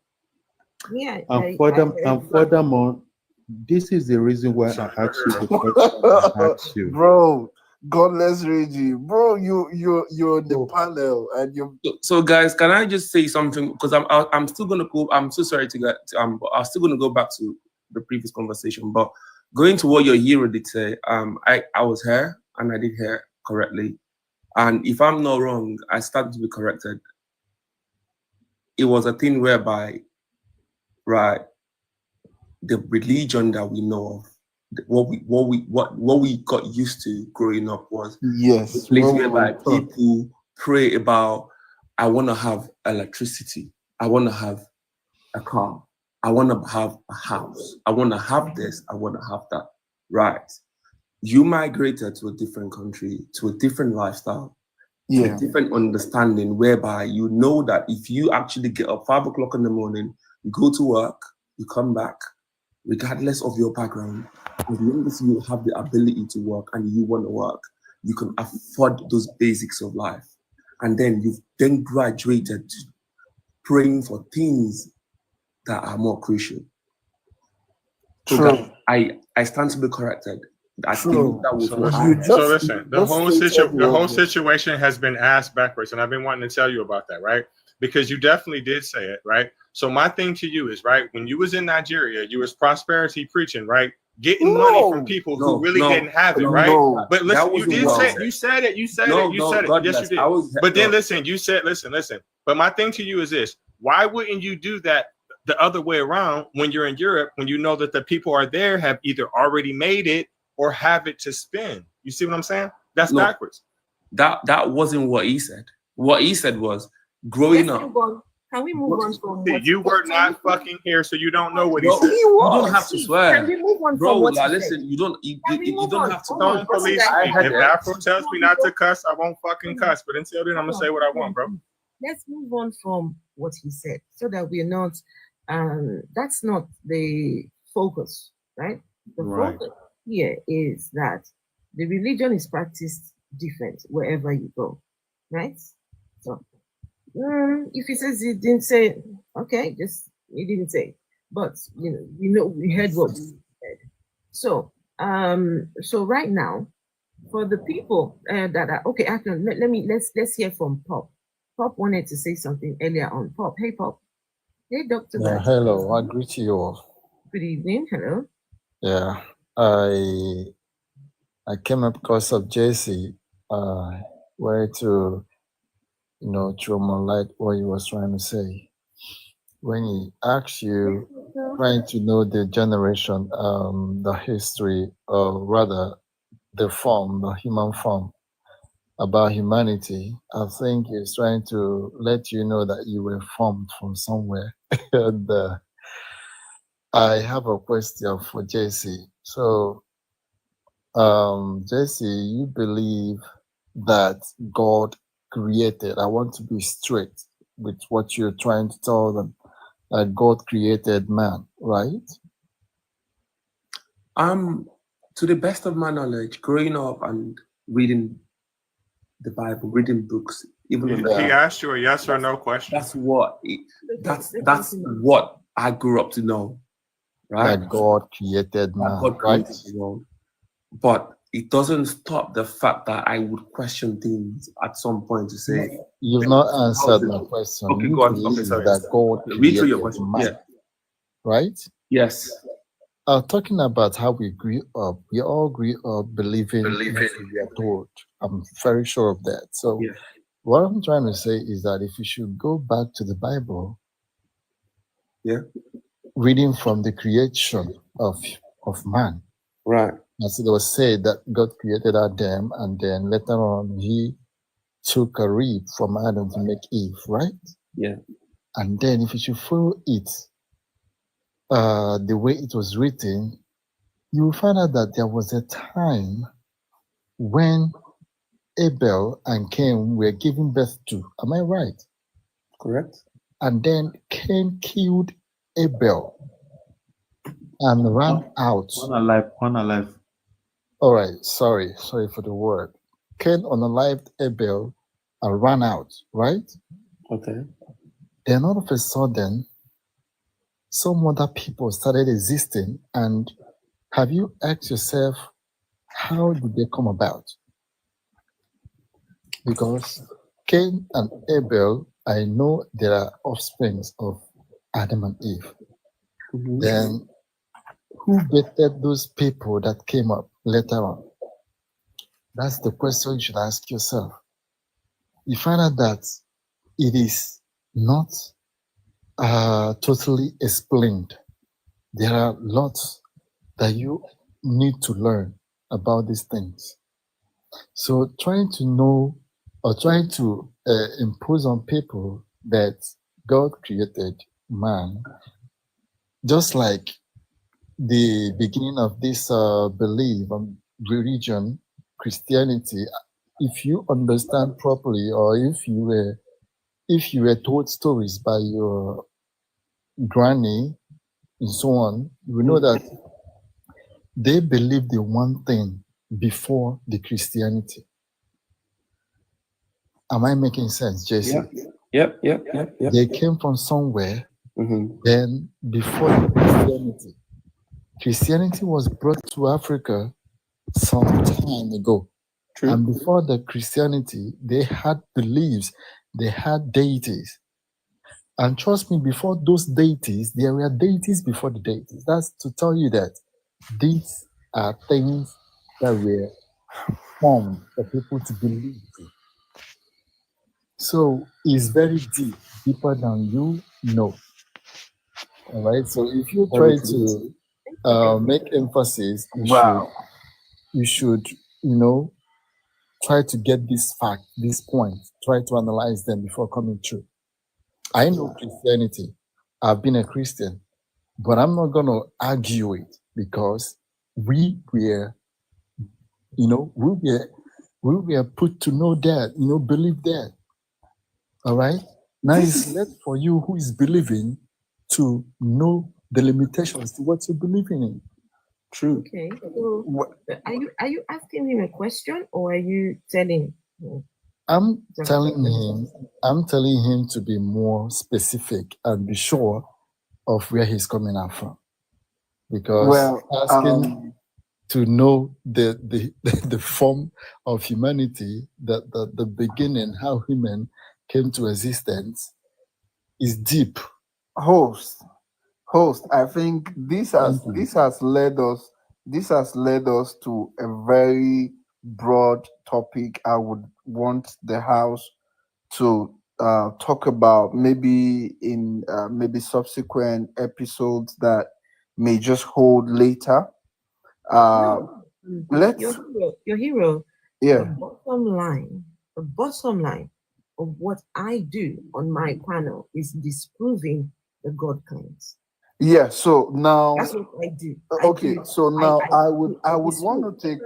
Hold on, your hero. I try to disprove the God claims, and when I start with talking about the preachers and showing the folly in what they believe in, then we hopefully will work our way down to the God belief. How is it that a God can exist and this kind of foolishness also exists? So when you start to see the ridiculousness of what you believe, hopefully you start to see the ridiculousness of the God belief, right? So whatever conversations we have here, they're usually very important. People are listening. People are tuning in. They will listen somehow. So it doesn't matter. We just carry on the conversation. I know I started talking about Jerry, but we've completely gone away from the subject. But I will get back to the subject. Yeah, sure. Okay. Sorry. Okay, go on. Right. So sorry. Host, I'm so sorry, but don't be sorry, please. No. This is just me, right?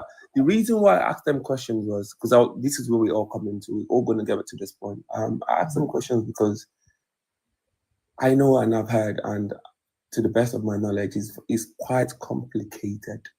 The whole story of creation, things, and how things were formed, how people were formed, is so very complicated. But the bottom line is, as far as I know, as far as we all know here, it was like Pop did say, our parents, our grandparents did tell us about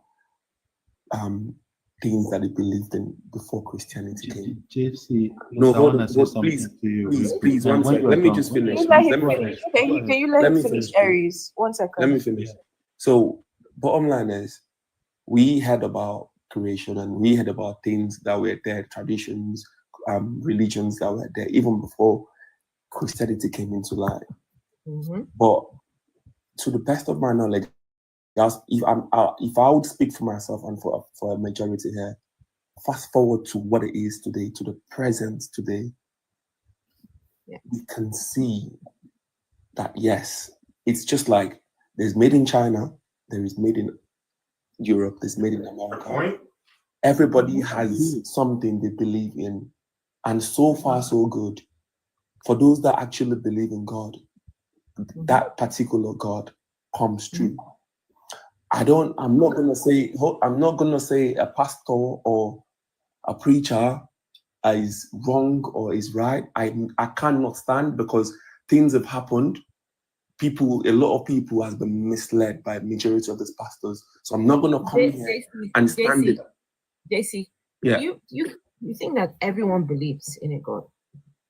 I said majority of the people believe in a God, and we have Muslims. You don't think that everyone believes in a God, no? Not everyone. Okay. Do some people have? There are people who don't have the capacity to believe in a God. Of course. So there, for example, people with mental health issues, people with some congenital diseases. Listen, there are people that don't have the capacity to hold a belief in God. Of course. And there are people who don't hold a belief in God. Of course, there are people like that. Okay. I'm just one of those people who don't believe in God. And I'm not holding it against you. I promise you. It's got I don't see it as a problem. That's your personality. That's you, and that's why you're you, and that's why other people. How is it confusing you so bad, though? Can I point out he made a claim at the same time? Two of you are talking at the same time. Really, and can I point out he made a claim? What was the claim? Yeah. So JC, the thing is, over here, if you make claims, I'm gonna clock it because you're gonna have to come with facts. You said for everybody that believes in this God comes through all the time, right? Something along the lines. Yes. I heard that. Right. Where's the proof of this? Okay, sorry. All right. Okay. Sorry. I pause. So for not everybody, right? But we know. Hold on. Sorry. Let me talk. I stand to be corrected. Finish. I stand to be corrected. Please. I stand to be corrected. Like I said, for people that believe in this popular God, right? Yeah. Sorry, I changed the word. Most people, God comes true for them. And I know you're going to ask me, why is he not coming true for everybody? Ding, ding, ding, ding, ding. Yeah? That's your next question. God comes through for them. That's not true. God doesn't come through for no one. There's over 87 million people living in poverty in Nigeria. Is God not coming through for them? Right. Okay. So would I then ask for those that don't, for them other people, because it's I don't know why everyone keeps attacking this particular God, the God God. Why do other? Well, why are you saying those other people? Well, those people are your people. Say that again. God. Sorry, say that. I didn't catch you. Why are you saying those other people? No, sorry. Other people. What? I'm not referring to a particular race. Other people. There are people. There are billions of people in the world. Africans are not the only people in the world. JC. Listen. She highlighted the Nigerians. JC. Say that again. JC, how can we attack? How can we attack God? How is that even possible? You said no, because obviously, hold on. You said why are we always attacking this particular God? Yes. If he is God, do you think it's possible to attack him? Right. If the man, I'm asking a question. If he is God, indeed God, and he created us, and all of that, do you think little me here can attack this God? You can't. Then why are you saying? Why do people always attack this particular God? Okay, maybe the word attack was a bit abrupt. But let's water it down. So, do people always call out this God? Does that fine tune it? Not the God, but the God belief. The God belief. Hold on. The God belief. The God belief, because for us, the God will have to exist first. Then we take it from there. It's not so much the God, but it's the God belief. And hello, Ian Davenport. It's the God belief. Okay. Right. Someone was saying something. Yes. I think it was Aries. Aries? Was it Aries? I think it was Aries. He was gonna say something. Aries. Yes, so this is what I say.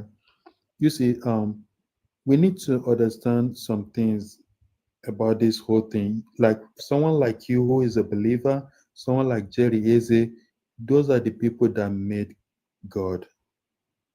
So how do you say make God? How does that mean? Sorry. Yeah, human being make God. You're the, like people who promote it, just like when you have a product you promoting. So in the first place, is he cannot come to this conversation and say shit. So people just promote him.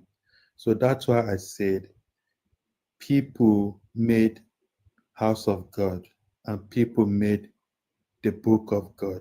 But in the real sense, the Sky Daddy never existed.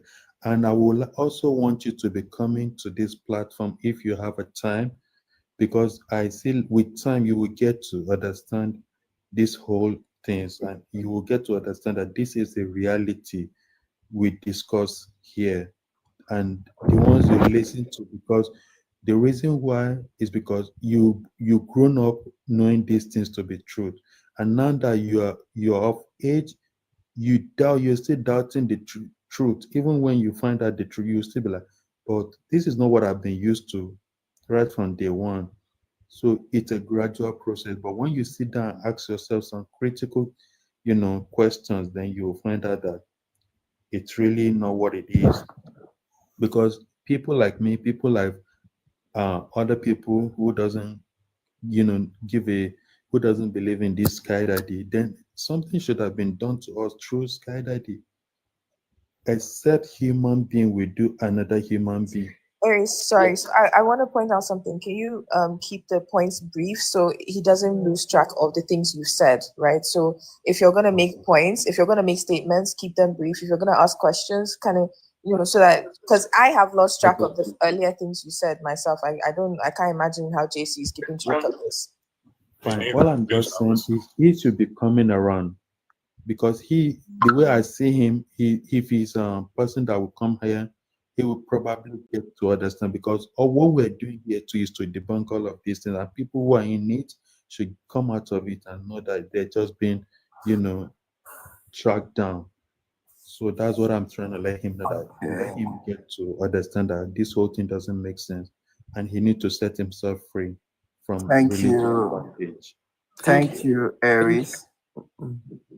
Personally, I feel the belief system here has met my own belief system, and I have to gather my points and my facts about my God, and I will come back next time, and at least we will go on a panel, and I will try to see if either I get converted or I convert the platform. Converted to who? Converted to what? Wait, what are you converting to?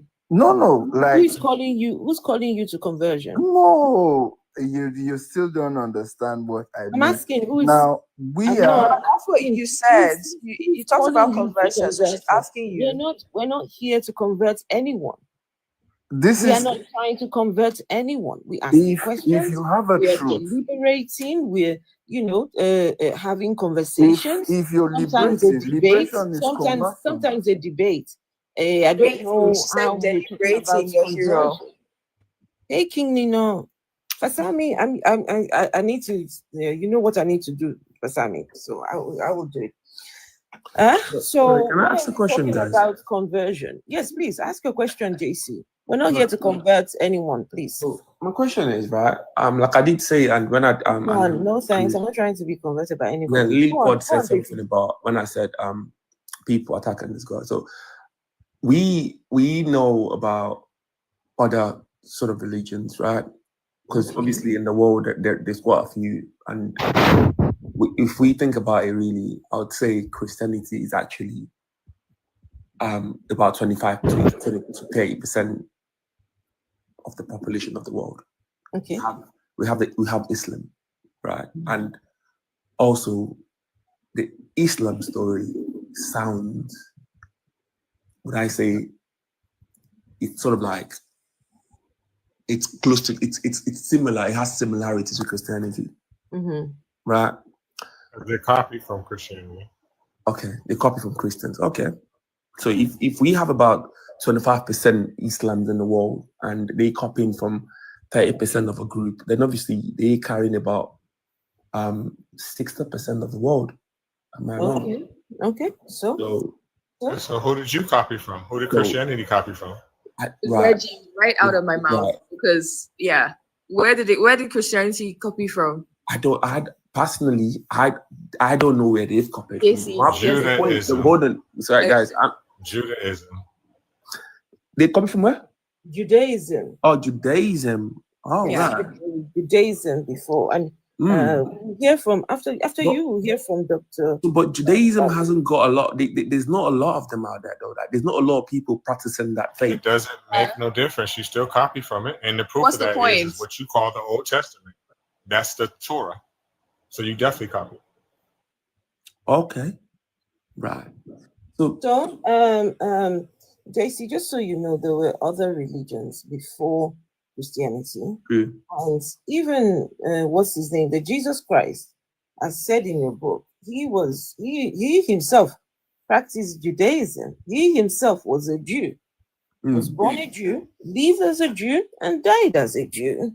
So the religion, the Jesus religion, didn't start until years, decades of years. I don't know, after he died, right? Right. So the religion. So what text was Jesus reading when Jesus was reading from books? What was Jesus reading from when he was talking about prophecies, the prophecies that were to come through about himself? Where was he getting those prophecies from if his religion hadn't even started yet, right? So even Jesus was getting from other sources. Can we hear from Dr. Badu? I know you want to say something about this topic. Yeah, I mean, it's kind of the same old thing that I say all the time, but I mean, all you guys, Hero and JC, Afro's right. These things all originate from something else. I mean, there's like the Epic of Gilgamesh. I don't know if you've read that, but you should read that because you'll find a lot of similarities. A lot of deities had these same attributes that Jesus did. I mean, Horus was raised from the dead, and there's so many deities that are placeholders before this. And what people are trying to do, JC and Hero, what you're trying to do is you're just trying to fill the gaps of the lack of knowledge that you have. I'm not saying there's anything wrong with that. But I'm just saying that's what you're doing. You don't know something. So you're just reverting back to the imagination side of your brain because you need the answers. You need to get used to, guys, just saying you don't know something. Just say, I don't know. I don't know what happened. I don't know where people came from. And then what you do is instead of this religion creating a learning disability in you, you're now going to reach out. You're now going to reach out and try to find out about abiogenesis, about things that science talks about. Just because science doesn't have an answer for things that you guys don't know, or maybe you just don't know these things because you've not researched into science. You don't stop with that and just say, well, God did it, because you just don't know. Honestly, you guys don't know anything more than we don't know. You don't know anything more. We have the same books that you guys are referring to. Most of us have read them, and we just do not find it convincing that this deity, who, if you read the Old Testament, was ignorant to the modern day science of today. He had no idea. He had no idea about these things. I mean, just read your book. I mean, honestly, I'm not saying the two of you are doing this, but a lot of Christians do, and I understand why. You started off with this Jesus character. You fell in love with him. You loved the idea, and no offense to what I'm saying, please don't take it that way. You fell in love with the idea of being forgiven for things that you've done, so therefore you don't have to answer for them. That's why Jesus is your lovely scapegoat. This is why this Jesus stays around, because you just want to escape the consequences of what emotional languages you speak or the traumas that you exhibit. You just want to find a way instead of trying to find it in modern psychology. Can I just add to what you just said about that the God Jesus didn't even know himself. For example, in the Bible, when you go and read, there was a certain man who Jesus came across, who was, according to the Bible, he had demons inside of him, the legion demons, something like that, right? So he had a whole host of demons inside of him, and Jesus was talking to the demons, right? Now, we know better that there are no such things as demons. We now recognize that people have mental health disorders. We recognize that, we can begin to question where things came from. And so today, the same exact scenario as that Jesus, right? Walking through, and you see a man who is looking, okay, let me ask Dr. Babu, right? Very quick, let me ask you. You're walking past, you're walking on your way, and you see a man who looks unkempt. He's not shaved, his hair is all over the place, looks dirty, looks filthy, and they tell you that this man has been out there for days, right? Probably looks like someone who's emaciated, not eating, not drinking. What do you think, just your assessment, what would you say, or what would you think is wrong with the man? I mean, if he's been living out on the streets for this long, yeah, he obviously has some kind of mental health issues. He's probably self-medicating. He's probably in a place that he doesn't know how to get help for. And this is why we have to reach out beyond ourselves to help these individuals, because some people are continuing to speak emotional languages. They don't even know it because they keep getting their needs met this way. If they get their needs met, then why would they change? Would you think he's got demons inside of him? No, of course not, because we know better than this now. Yeah, I mean, this is why I don't fault, just let me say this, I don't fault the people of the time for coming up with these ignorancy placeholders, because that was the best that they had. They were doing their own science, their own observation, and they did not have the equipment and the understanding we have today. But I do fault the individuals who want to believe in this Bronze Age myth over modern science. To sit there and continue to believe. Look, I say this jokingly, but I'm kind of being serious. If Jesus really existed, I honestly think me and you, Afro, we could go back in time with a bottle of lithium and fix this guy. He was schizophrenic, and he probably was seeing. Yeah, I mean, I say it in a joke, but you know what I'm saying. But I mean, honestly, if I could just drop a little lithium in his holy water or whatever he's drinking, we would not have this Jesus character.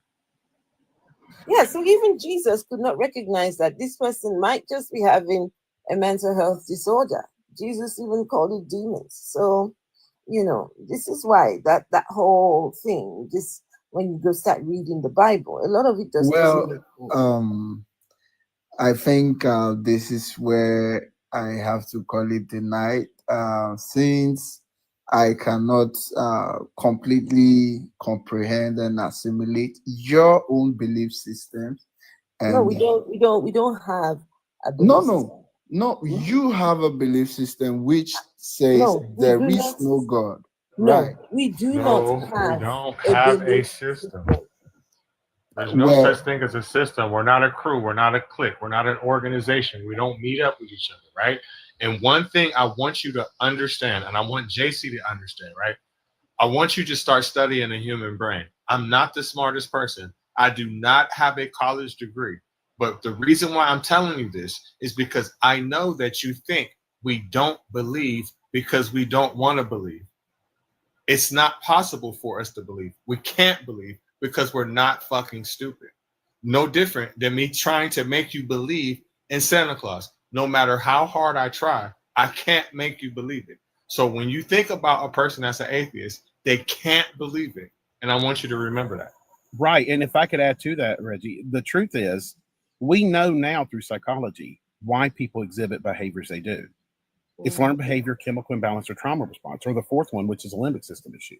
So therefore, because I am aware of why people exhibit certain behaviors, I may not condone the behaviors that they're doing, but I can at least understand why they're doing it, and we could possibly help them.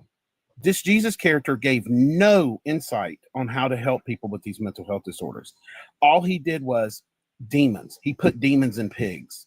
He had no idea. Look, I don't fault this character if he really even existed for doing what he did, because he was just ignorant. He had no understanding of it. But you guys are looking now in the face of modern psychology, modern medicine, modern science, and saying that this Jesus character is still right. And I'm going to tell you, research a little further into what Jesus taught.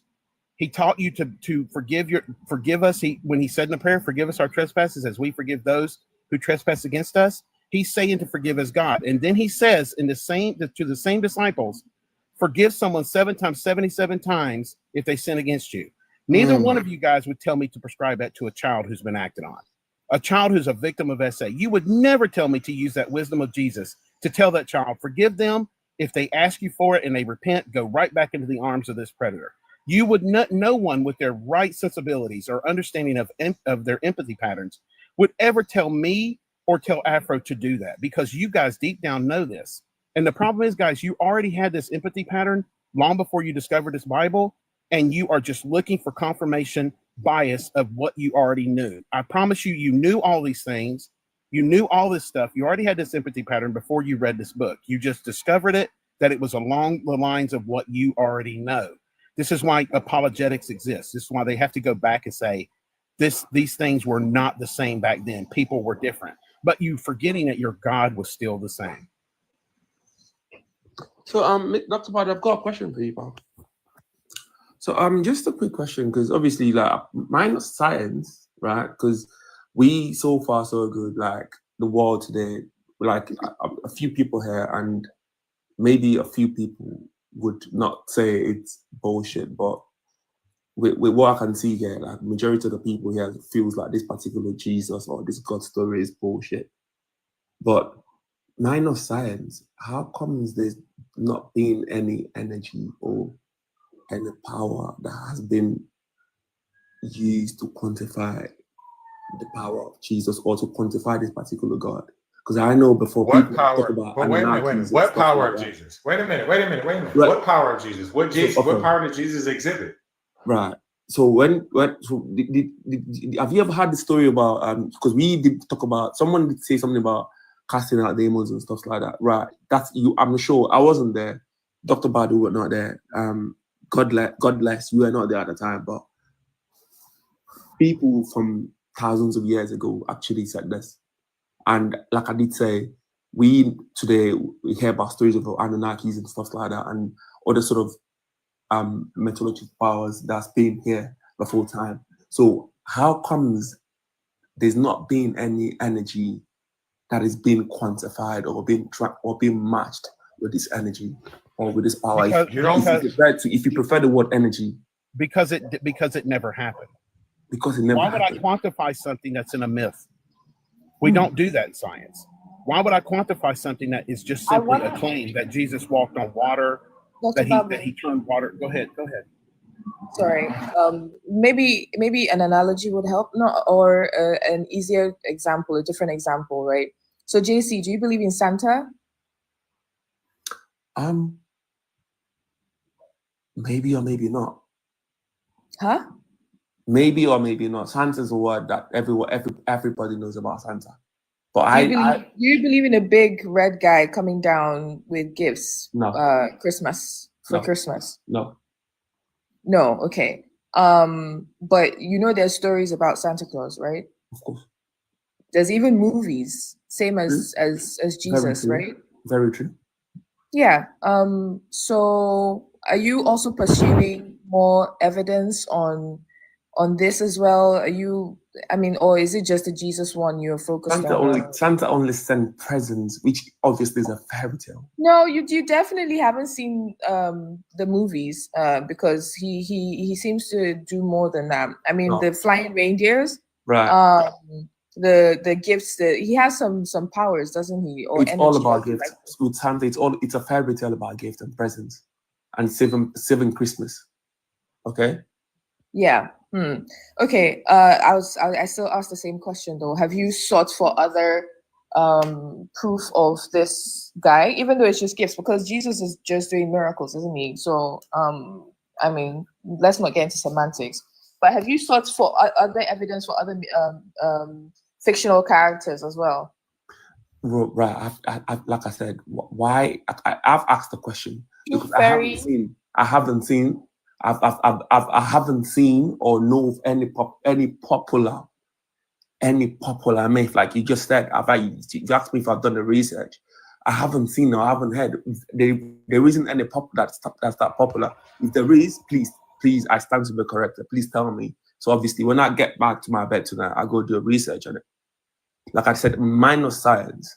That was my question to Dr. Badu. Minus. But wait a minute, but JC, you don't think that you're being closed-minded? And I'm only saying that because you're like, well, I've never heard of nothing else. I feel like that's kind of your fault. That's number one.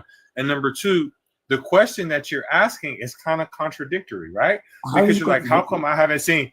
I'm explaining to you, right? How are you gonna say, oh, how come we haven't seen anything with the power like Jesus? Oh, but we had the Anunnakis. That's an example right there. That's just as powerful as Jesus, if not more powerful, right?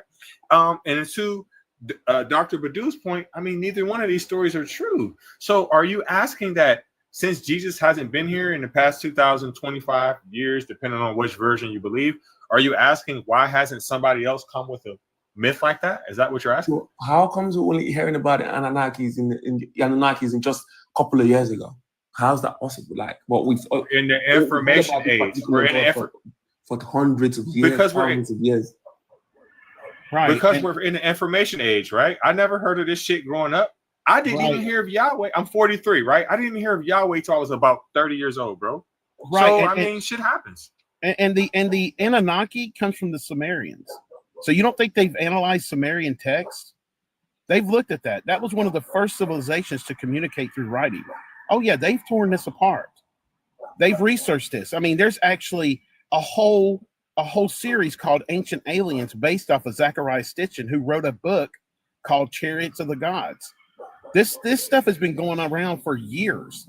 The whole UFO. How long, Dr. Badu? How long? Do you know? Like, do you have to go a rough idea of how many years it's been going on for? Since what the Anunnaki's been talked about in Planet X and Planet Nibiru? Yeah. At least since the 60s that I know of. Since the 60s? Yeah, because anyone here just confirmed that like they've been here, that this has been going on since the 60s. But that's when Zecharia Sitchin wrote that book. I suggest you read it. Right. It's called Chariots of the Gods. It's basically saying it's a base off of your religions, saying that aliens came here and they were confused as gods. This stuff's been going on for years. Right, since the 60s, but the story of God has been going on. That's just Zecharia Sitchin. Right. I'm talking about that stuff was going on before. Have you ever read anything about the studying of the Sumerian text? Yeah. Right. How long do you think it's been going on? Right. Like I said, I've read it, but I for some reason it's just not too popular. For some reason. Right. Planet X, Planet Nibiru has been going on for a long time. They thought that Planet X was number 10, Planet 10.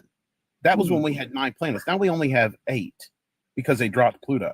So you have to understand that was going on long before. Planet X meant 10, the 10th planet. We no longer have 9 planets. So I'm just saying that their whole story behind that is still a myth. I don't hold it against the Sumerians for trying to come up with this whole harvesting gold and aliens coming down because they thought they were deities. So I don't hold it against the people of those times, but I do not believe that stuff today. Not in the face of we understand modern science. And I suggest you look further into what's called the Drake equation. Scientists have grappled this. Why are we alone in this universe? There's all kinds of paradoxes with these things that have been explained through science. Why we've not been visited. There's so much space in between us. But no one is going to research why a man who may have existed, an apocalyptic rabbi, research why he said and stated that he walked on water. When we understand, look, I can look at something, the behavioralism. If I suggest you read Dr. Watts, who's the founding father of behavioralism and classical conditioning. We understand why people do this. But for me to go back and research, and you want science to research this mythical person in order to prove you wrong, we're not going to do it. We're just going to let you swim in your delusions as long as it does not become a psychosis.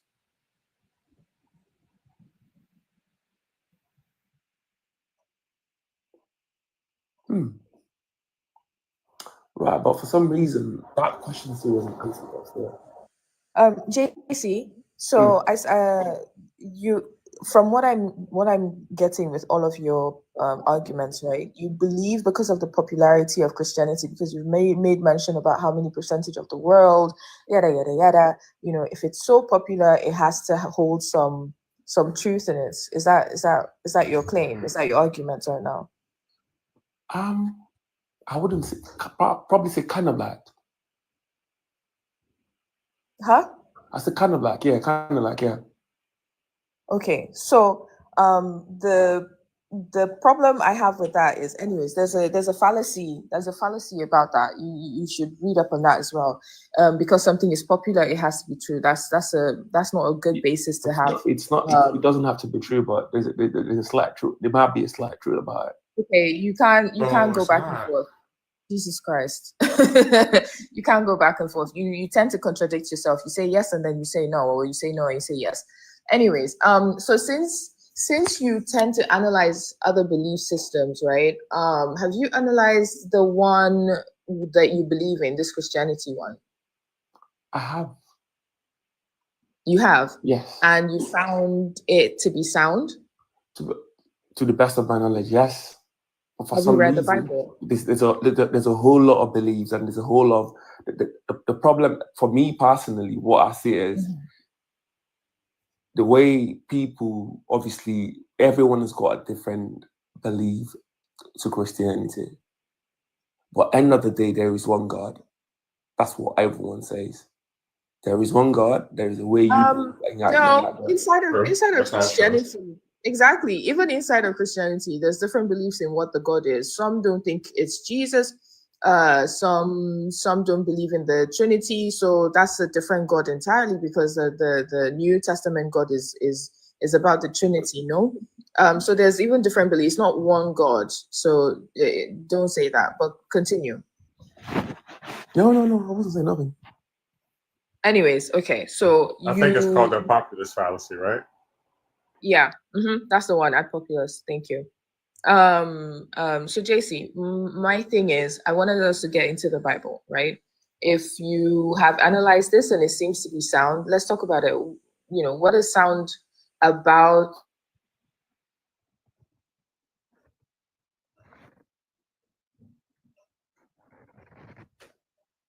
Hi, JC. Can you hear me? Yeah, I can. Yeah, go on.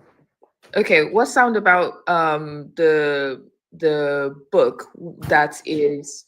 I don't know where to start from, to be honest. What's sound about a book that has contradictions, right? That contradicts itself so much. When you say contradict itself so much, in what way? You mean different version of the stories? Is that what you mean? Yeah, contradictory versions of the story. So if one says up and then the other one says down for describing the same story, then that's contradictory. Right. Okay. But are they similar? So okay, here's the thing. This Bible, this Christian belief is something that's higher, right? Like it's a higher power, supposedly, right? So how are you making excuses for poor writing and poor storytelling and just all over the place type of guidance? Have you heard about a word that says when you the first person? Have you seen that documentary about Passing News, where they would use the first man would transfer data to the next man, and the next man transfers to the next man, and the next man transfers to the next man, and at the end of the day, the last person gets it all wrong. Okay. Say that again. You know what? No. Let's land on where you're landing, right, JC? If a game of telephone has been played and so that explains the contradictions, right? Then that kind of makes your God.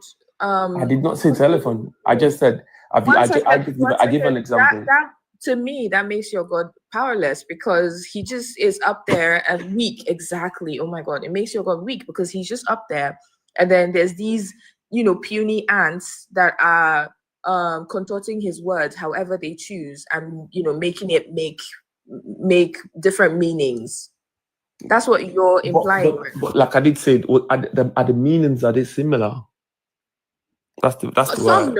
Some no, actually. Some contradictions, no. They're actual opposites. So, and for some reason, it's still very convenient for the Islams to obviously go and copy the Christians. But wait a minute. How's that possible still? Want me to give you an example? Want me to give you an example where the same exact person? Listen, hold on. JC, want me to give you an example where the same exact person wrote the story allegedly and contradicted themselves? Want me to show you? You're gone. Bro. Yeah. So you want to pull up the footage of me cooking that dude on your show? The show what I'm talking about? Which one? The preacher that looks like a catfish. Which one? What are you on about? The preacher that looks Last person that you debated, the preacher. You need to be more specific. A lot of them look like catfish. The preacher, because you know I say that there's two phenotypes for Nigerian preachers, right? Either they look like Bobby Brown or their hairline is at the back of their forehead. Who I'm talking about is the guy that you debated with that's a preacher with that big ass gap between his teeth.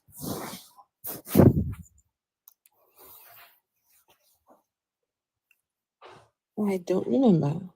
Right. I don't remember. Bro, you don't remember. Listen, Afro, you don't remember the preacher that just called you out about 2 months ago and asked you to debate him. And I came on your show and tore his ass up. You don't know what I'm talking about. Was he a preacher? That guy? He's a preacher with a gap between his teeth so fucking big that you can kick a football between it. Oh my God. God bless Ricky. Again, I feel like that doesn't narrow it down too much for me either. Hey, Ian Davenport. Good to see Afro, you. wait a minute, Afro. How many people have you debated with where you had a whole debate with them in the past 3 months? How many people? Just one. Okay, so talking about his ass, the dude with that big ass gap. Okay, so what do you want me to do? God this Reggie. So this is what I'm saying to JC, right? Because Lily Pod asked him about contradictions in the Bible, right? So what he's trying to say is two different things. He's trying to say, oh, well, you know, it went to different people's hands, blah, blah, blah, blah, blah. So she said the telephone game, right? And he's like, that's not what I'm saying, right? So now he's saying, well, the contradictions are very similar. So the reason why I'm screaming for you is because what I told him was I can show him an exact contradiction that's written by Moses, like I did on your show, that he wrote both scriptures that contradict each other. Because what it says, JC, is in Deuteronomy, it says that no child should pay for the sins of their parents. Oh, yes. Then right after that, Moses says again that you will pay for the sins of your parents to the 10th generation. So my question to you is, are you still holding on to that stance that you just said to Lily Pod, excuse me. Lily Pad. Sorry, Lily Pod.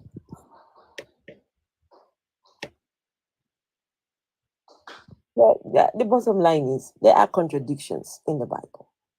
Whether you like it or you don't like, there are contradictions. And the contradictions are such that they are not similar at all. They are, if you know what a contradiction is? If you know what a contradiction is, then the word similar should not even be found at all, anywhere near the word contradiction. Afro, let him respond to Reggie's example, because that's a great one.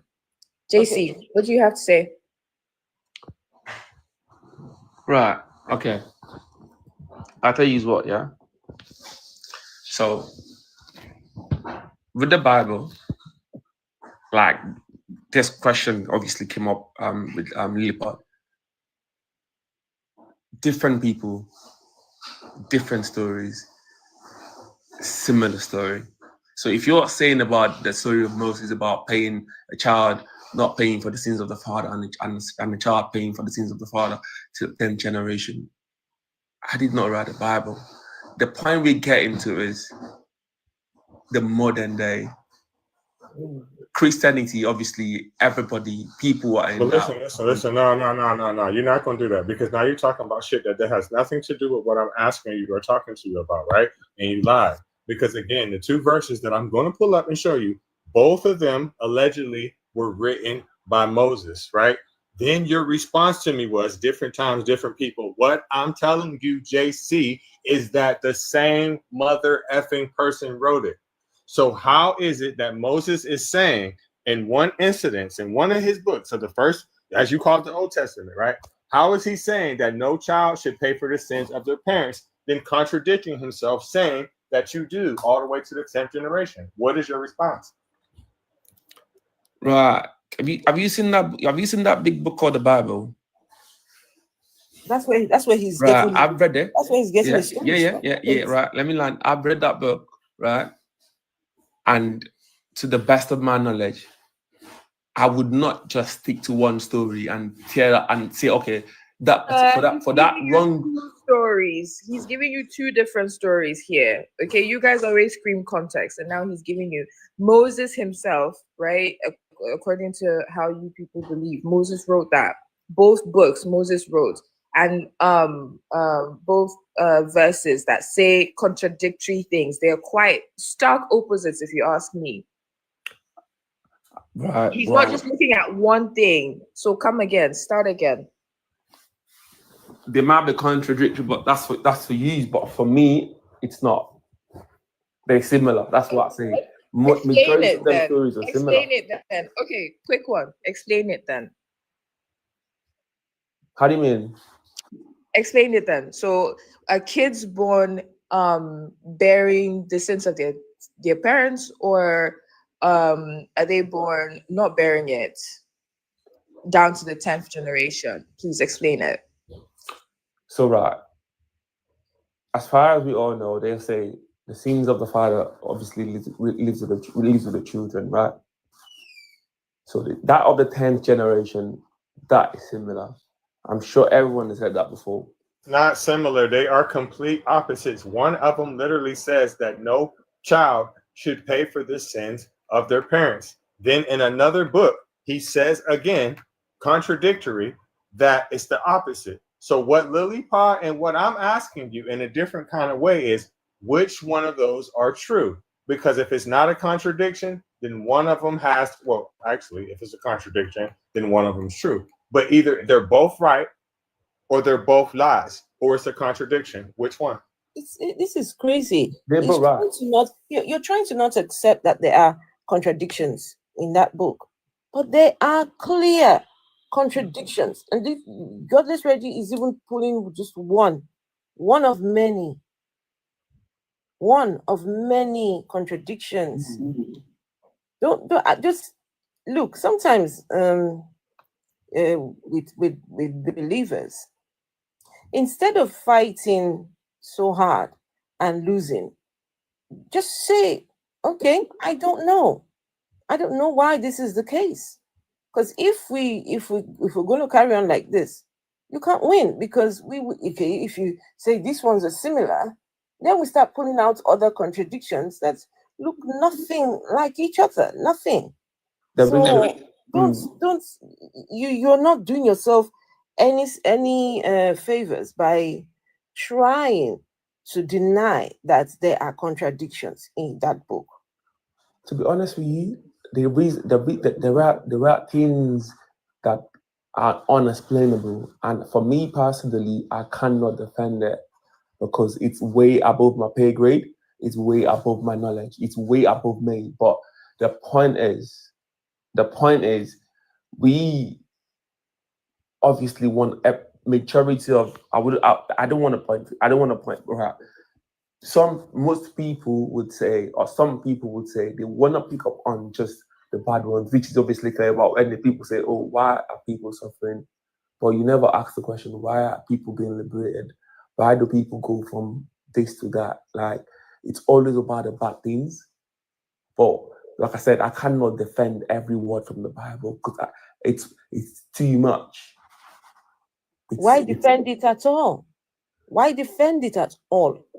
I'm not here to defend the words from the Bible because I did not write them. But what I know, the bottom line is there is a God, and that God does exist. Where does he exist at? Right, okay, wait. Okay, when you say where does he exist? Yeah, do you have any evidence, or can you substantiate that claim that God exists? I have not seen God. So why say he exists? Because I know he does exist. How do you know? It's all about what you believe in. If you right, okay. But how do you know? How do you know that he exists? How I know? Right. Okay. Thank you very much for that question. It's a great question. It is, absolutely. Right. Someone did say something about our forefathers, right? Telling us about a religion before we came about, and what they believed in. Right. I'm glad we all know that them forefathers of ours actually believed in something, and they prayed to those things, and it worked for them. This God, I came about this world, I heard about this God, I prayed to this God, and hence why I believe. For me personally, that's me. Bro, that's why the only reason why you believe it, like you're from Nigeria originally, right? Yes, I am. Okay, if you were from northern Nigeria, you would be a Muslim, correct? No. You would. I would not be a Muslim. The chances are much higher for you to be a Muslim. I don't have to be a Muslim if I'm from the north. JC, listen, he's not saying you. Oh God. Yes. You can't be. Listen, JC. Thank you. Never mind. Yeah.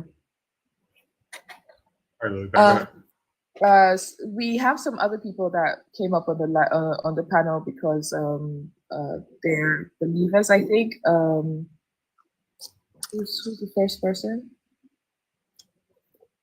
I think Dr. Babu wanted to say something. Dr. Babu? Hello? No.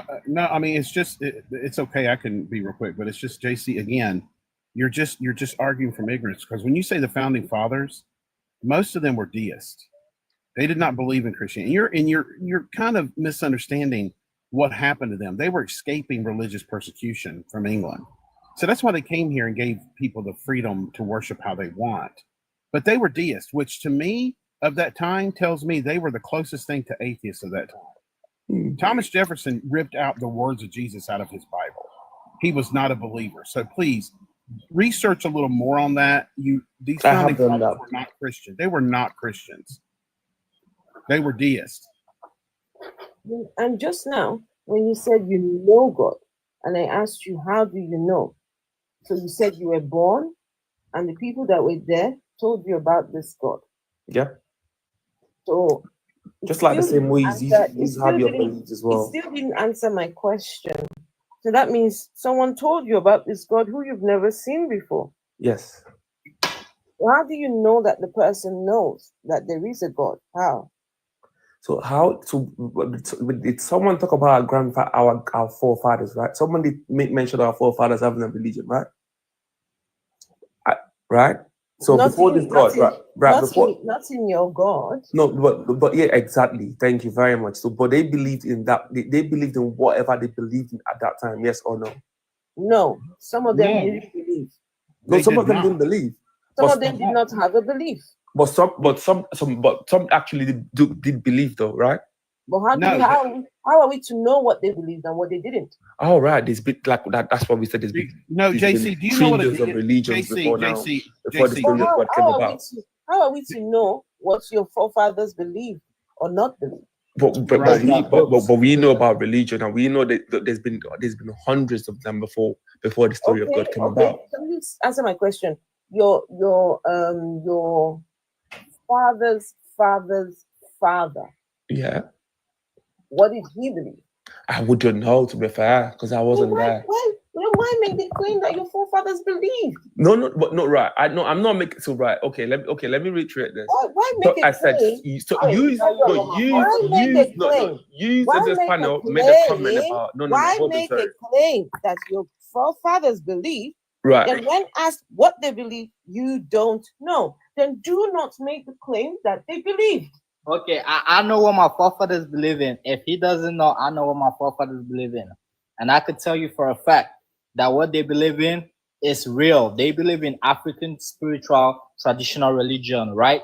So If my forefathers can believe in that, and I've seen them like paying libations and all that stuff, then there's no how you can tell me that there is no God. Your forefathers, how far back are you going? How far back? I'm talking about like even the ones that are alive, like the ones in my village. I like asked, how far back? How far back? I'm not talking about the ones that are alive. How far back are you going? How far back? Since the era of like 1960s, like they've been worshiping that stuff. For 1960s. Not no long time ago, bro. 1960. 1960 is just about how many years ago here now? Yeah, it's not a long time at all. So I'm not saying like that's like how far. It's been way more than that, but like from what I know, like I'm telling you from what I know. But I know like what about your forefathers that came before those ones? That exactly, they were the ones that passed it down to them. So all your forefathers believed, all of them. Yes, they believed and they worship, and it works for them. But you know you're lying right now because you don't know. You don't know that your forefathers believed. How? What do you mean? I'm telling you, like that's what family worship. Okay, tell me what your father's father's father. Wait, so let me see. Let's go 5 generations, right? Okay. What did he believe? What did they believe? They still believe in the same God, in the same grandfather. How do you know? Because like they are artifacts of that. Like they are passed down. That's what you call that. That's what you call culture. Wait a minute. You said since the 60s. She went back 5 generations. That's the 1800s. Bro, there's no way you can find that. Exactly, bro. Like, so it's the same thing with culture. The same way you pass down culture from different generations downward is the same way Christianity is passed down too. The same way. Okay. I got you. If that is the case, so why then do you not believe in what your forefathers believed in? Why I don't believe in what my forefathers is because I found something that's so good. They've been so good at believing, and now they've passed it on and passed it on and passed it on. So why don't you now believe what they believe? No, that's what we call free will, right? Because Slave Daddy came over there and told him something different. No. It's not even about that, bro. Like, so wait, you're going to tell us about free will. So what about some of your forefathers? They didn't have free will too. I mean, they had free will not to believe, but they didn't just choose not to. This guy, you're for real. Oh, so you have free will to not believe, but your forefathers, no, we're taking away their free will. No, my forefathers were believers simultaneously, and he know that. You want to force a belief system on these forefathers? No, I'm not forcing you. You don't get my point. My point is my forefathers, right? They had the choice. Like if they wanted to follow that, they could have. So they decided. And if they did not want, you lying because your forefathers and my forefathers are very similar, right? We had no choice. It was either do it or die. So what are you talking about? No, bro. It's not that, bro. The same. So look, how they practice it is like a secret society. You feel me? Goodness. As like a secret society. Can you stop? That's not true. What's this guy talking about? What do you mean it's not true? Have you heard about the Ekpe culture, the Ekpe society? Smoking that smoke. What do you mean? Like what's Ekpe society? What's Ekpe society? Where is he? Where did he go? Very raptured him. Where he went to, but everyone, quick comment. The host has a gift goal. Can we all send gifts to the host, please? Thank you. And tap your screens, guys. Let's get to 50K. How can someone come and claim that their forefathers believed, right? But when it comes to him, the forefathers, 5 generations, all believed in the same thing. But automatically, when it comes to him, now he doesn't believe what they believe, right? You're here telling us about what they believe, but then I'm telling you about what they believe. You've gone away from what they believe, talking about free will. So you have free will to not believe. Oh, but your forefathers, free will where? They have to believe that they thing. have free will, but they have free will. They just choose to. Like, I'm not But saying listen, like, if they have free will, why did the people that taught them their religion, why did they have pew-pews in their hands? Why did they do that? say that again. Sorry, can you reset that? If your forefathers, which you don't know, right? Okay. If they had free will to go to Christianity or whatever religion you are now, how come the people that taught them that religion had a pew-pew or a GUN in their hand?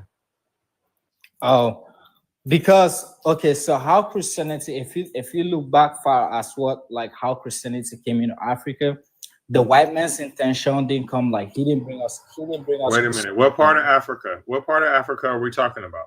I'm talking about Africa's in general. Africa's like No. You can't say in general. Africa's too fucking big to be general. So but what yeah, part of Africa are you talking about? Yeah, I'm telling you like the colonial story, like how. Okay, no. So tell us from your part of Africa, right? Don't Niger. try to tell Okay. other people's stories. We don't know Okay, that. tell us from Niger perspective. Okay, fine. So from my perspective, from how they, because it was the Portuguese that first of all had the first landing in Nigeria. Yes, that's true. Right? That's true. And so the first people that ever had contact with the Portuguese, and they didn't come as missionaries. They came as like as traders. They came in like because of back then in 1845 or so. They had like some kind of That's like, not true. That's not true. That's not Hold true. on, I'm gonna hold correct on. you, right? I'm gonna correct you, right? So the Okay. Portuguese did come, but they came way before 18 anything. Way Yeah. before that, bro. Yeah, The Portuguese are the same people that brought us over here in the 1400s. So what is you talking about? The Portuguese came and they came as like a business movement, right? They came in like exploit. They wanted to exploit. They wanted to sell their products and stuff like that, right? So when they came, they found out that Enslave you. They found out that this place here is good like for business, like the markets, they can sell a lot of markets here because Europe back then was like collided with too much businesses, and so like they found out that okay, yeah, they can actually do business here. And soon more people started coming in. They were moved villages, and before you could find out, there were missionaries, right? So the missionaries didn't actually come with the GUNs, right? It was the people that really came like with the intent to like colonize us and actually do us dirty. Those were the people that actually had like the guns and Let me ask you a question. Just one second, please. 1 second. So when did the missionaries come? When the missionaries came, missionaries has always been here since the beginning of slave trade in Western Africa. So they came during slave trade. They came during the slave trade. So missionaries rode on the And back. the missionaries Can you let me speak? Please? Okay. So the missionaries rode on the back of slave trade to come. No, they also like took voyages, like they also took ships and stuff like that. And somehow magically came during slave trade. I mean, like, what do you mean? Like, they actually had like an abolition for slave trade, because I have also read about like people in like Europe, like princes and chaplains who stood up against slavery, and they were white. What was after 300 or 400 years? What was the goal of the missionaries to come? Why did they come? Okay, the first goal of the missionaries were to stop like the idea of slave trade. They saw it to be diabolical, even though they realized that it came from them.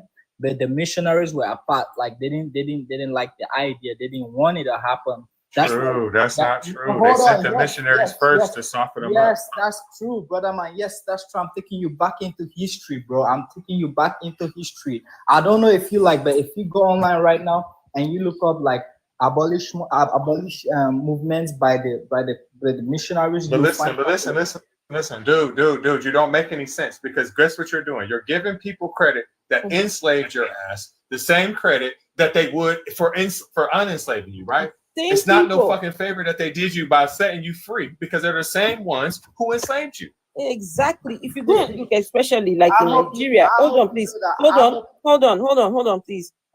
The British, the same people that were on the front line of the slave trade were the same ones that that is going to be the abolishing. No, it's not all of them. It's not the same ones. They were different people.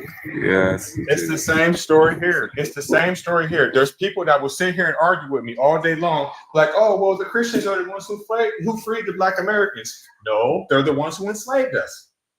Yeah, I get that part. Yeah, they're the ones who did enslave Pope Nicholas V. They sent a paper bull saying to the missionaries, it is okay for the people to be enslaved, sir. Yes, you can check it, Pope Nicholas V. One second. He's gone from it wasn't them to it wasn't all of them. Did you guys catch that? When did I say it wasn't them? You did. You said that wasn't. It wasn't the missionaries weren't the ones that came to enslave you, and then now you just said it wasn't all of them. Bro, you didn't pay attention. I said the first people the first people Charlie, it's very easy. We can ask the comments always. First people, can you let me speak? The first people who actually no. Because you're trying to lie, you're trying to be dishonest. Don't do that. How am I trying? Bro, I'm literally telling you history, and you telling me I'm trying to be dishonest. Like bro, I'm aware of. That's coinage. So that's not history. That's history. Bro, no, that's you're history. You're letting the oppressor tell you their side of the story as history. Go read about it. Genuinely, go read about it. Don't let your oppressor's perspective be your story. You were the oppressed. Your people were the oppressed. Their story is going to be different. Of course, they're going to paint themselves as, oh, good, sanctimonious. Have you ever asked yourself, how did the slave Bible come about? What was the point of developing such a thing in the first place? Well, guys, the bottom line is like what young Lena's trying to say is, end of the day, like everyone knows, our ancestors, if that's the right word, had their beliefs. They had what they believed in.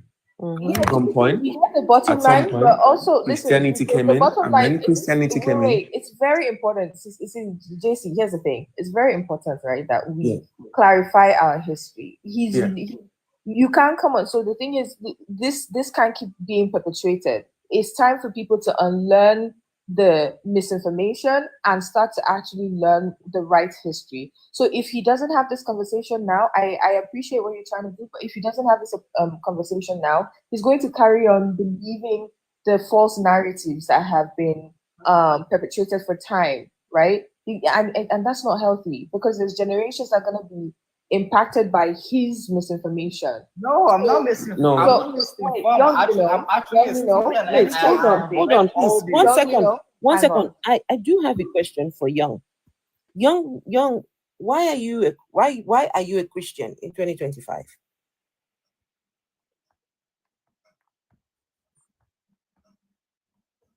If your forefathers had their own beliefs, right? And this religion is the beliefs of other people's forefathers. So why are you a Christian in 2025?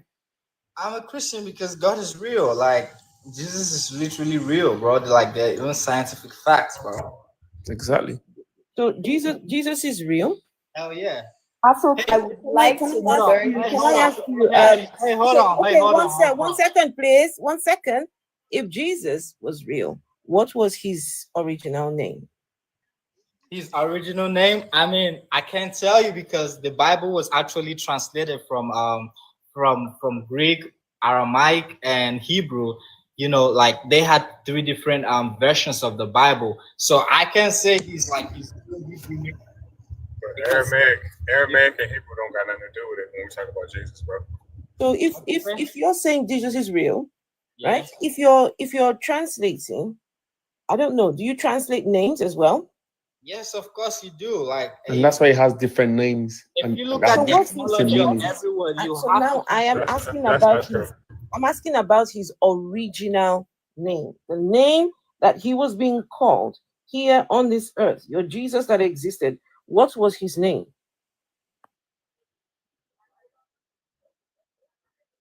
Because that name Jesus would not have been his name. So what was his original name? Yeah, and I have to just say, look, I'm gonna be honest with you. I'm not a believer, but if I believe this stuff, I would learn as much as I could about this person that I'm worshiping. You guys don't seem to know anything about it. Why do you not go back and learn the Greek? Learn Greek so you can actually research and understand this deity that you're worshiping. You guys are just worshiping someone who was given by a name by someone else that you don't even know if this deity really exists. You're just going off of what other people say. Hearsay. I would learn the Hebrew, I would learn the Greek if I really believed in this. You guys are not a master of this trade. You've not mastered this belief system. You're just going along with it because it makes you feel good. That's it. Why would you do this? But his name is Jesus. That's what his name is. Who told you that? Where'd you get that from, JC, or whoever said that? Where did you learn this from? Right. Okay. So please, correct me if I'm wrong. So are you saying that his name is not Jesus or what? No, what it wasn't. No. And I know this as an atheist. It's Joshua. Joshua is his name. Yeah. Oh. Go back and read. Do you not look? Joshua. Man, an atheist like me, a lowly psychologist should not be schooling you in your belief system. I seem to have more faith in this than you do, and that's really sad. I don't know where you got that from. JC, what's funny? JC, what's funny? That is it's just funny, right? Okay, it's okay. What's funny? Because someone's trying to tell you about something you obviously are not informed of. That's so incorrect. And you that just is so incorrect. Do you know the name Yeshua? Yes. Who is that? And like I said, that's why he's got many names. Right, but what is Yeshua? What is the translation of Yeshua? Do you know what that name means? Right, okay. Right. And according to the Bible, he had so many names, not just one. So when you say what is his name, you're trying to obviously confuse young man. He never had one name. He never had one name. He had different names. JC, let me ask you. Hang on, let me ask you. So you supposedly have a relationship with this deity, right? With Jesus? He's Jesus, yes, and I have a relationship. Yeah, I mean, you have so let me ask you, do you have a significant other in your life? Do I have what? A girlfriend, a boyfriend? Do you have someone that you love deeply? Yes, I do. What's their first name? I know her first name. Well, yeah, I know you know it. And let me ask you, I bet you know what their favorite food is, their favorite what color their eyes are, but you don't know any of that about Jesus, do you? Right, but the point is, my girlfriend has only got one name, or my partner's only got one name. Jesus has many names with many meanings. Right, but you don't even know. You don't even know this person, this deity, this Jesus that you walk with daily. How do you mean I don't know him? You don't even know things about him. You don't know. How do you? What have you asked me? All of you asked me. Is it possible? Is it possible when you're praying to this God, just asking, hey Jesus, when you walk this earth, what was your name? Right. Like I said, that question was answered. I don't understand why you keep skipping under the carpet. He had many names that had many meanings. That's not true. That's not true. Okay. You're lying. Listen, when they talk about God has many names, they're not talking about Jesus. They're talking about God. And to answer the question that you're trying to avoid, the translation to Yeshua in English is Joshua. But my question to everybody on here, how many of y'all is bilingual on this panel? How many? I know Afro is. Sorry, what was your question? How many people on this panel that are listening to me speak more than one language? You. Joshua. Okay. Or many Joshuas. Okay. So Lily, the first rule when translating the language is that you don't translate names. Is that correct? Yeah. They stay same because it's a character. Exactly. So what the fuck are we talking about? We got people on here that are literally bilingual up here that know that are sitting here arguing and talk about he had more than one name in the translation. Y'all know that's not true. When you call someone a name that wasn't their name, you're no longer referring to who you think you're talking about.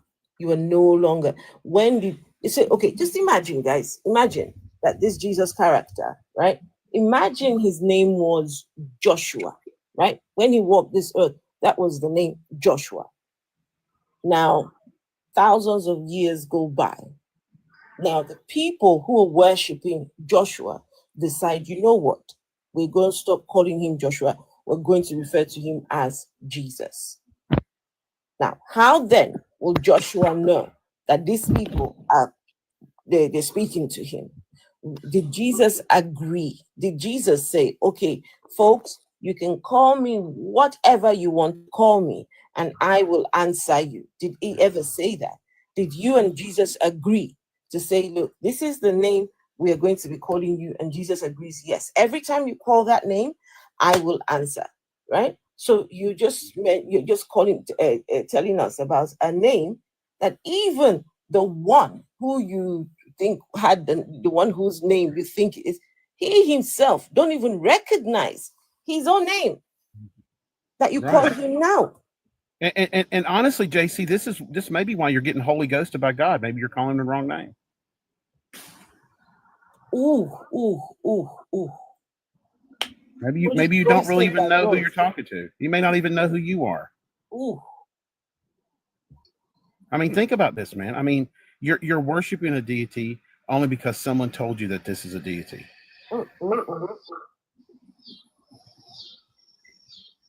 And I wonder, JC, if you actually read the Old Testament, I wonder if you would still believe that Yahweh is such a good God. I really wonder about that. Because he wasn't. But why would one God just have all many different names? Right. Okay. For some reason, what kind of confusion is that? Okay. Okay. Right. I think we're just going round and round in circles. I believe in the world as it stands, there is over, if I'm not wrong, there's over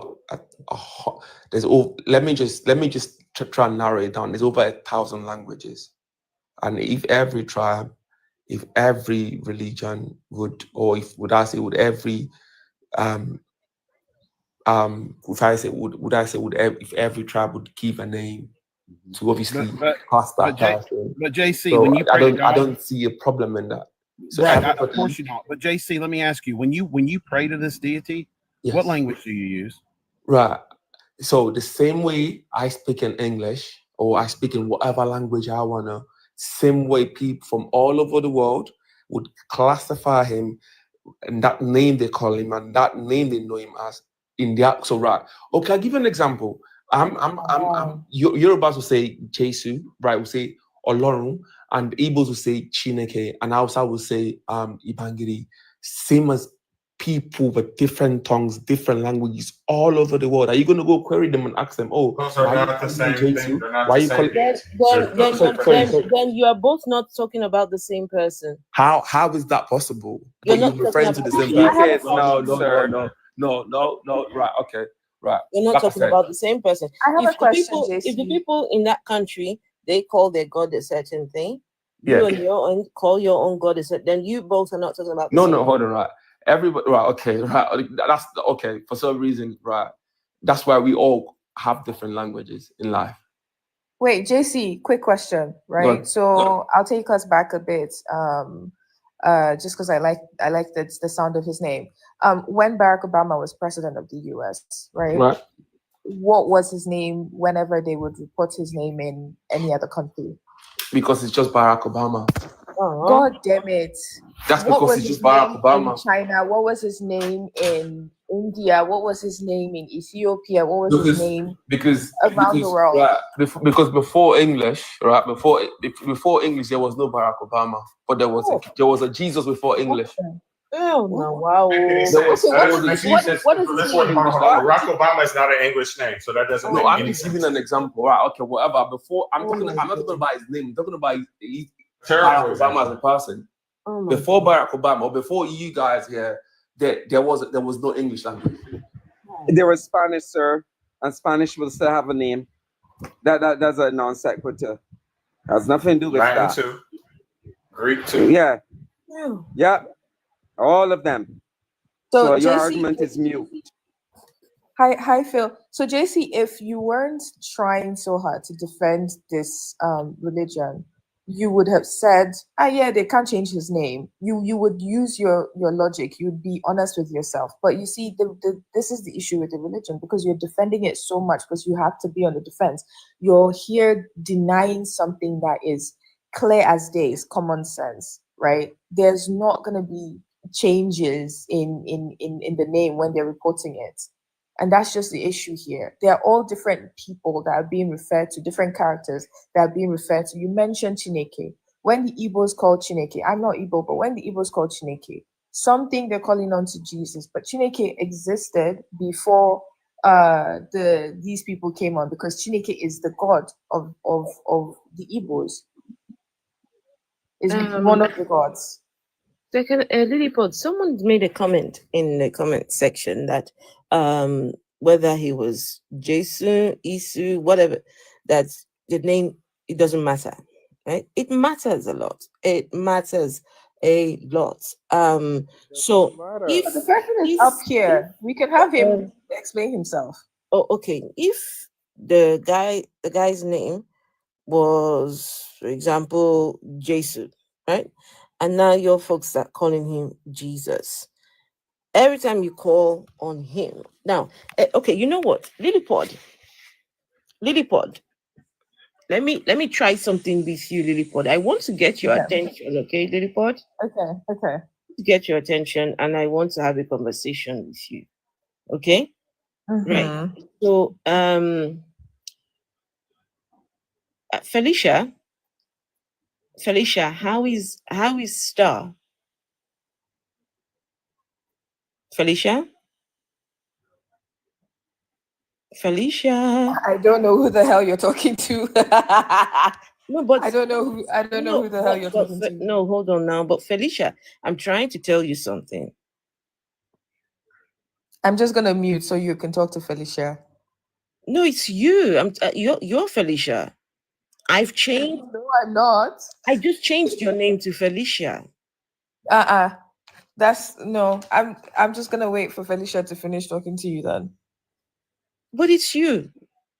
You see, so Lilliput at no point agreed that she would be called Felicia, or she would answer to me anytime I call her Felicia.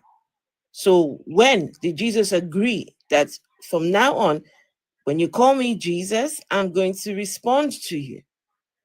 How do you change somebody's name for them and just expect? It just makes no sense. So every time young people say, especially people that come along and say to us that at the mention of the name Jesus, every knee must bow. That's a blatant lie.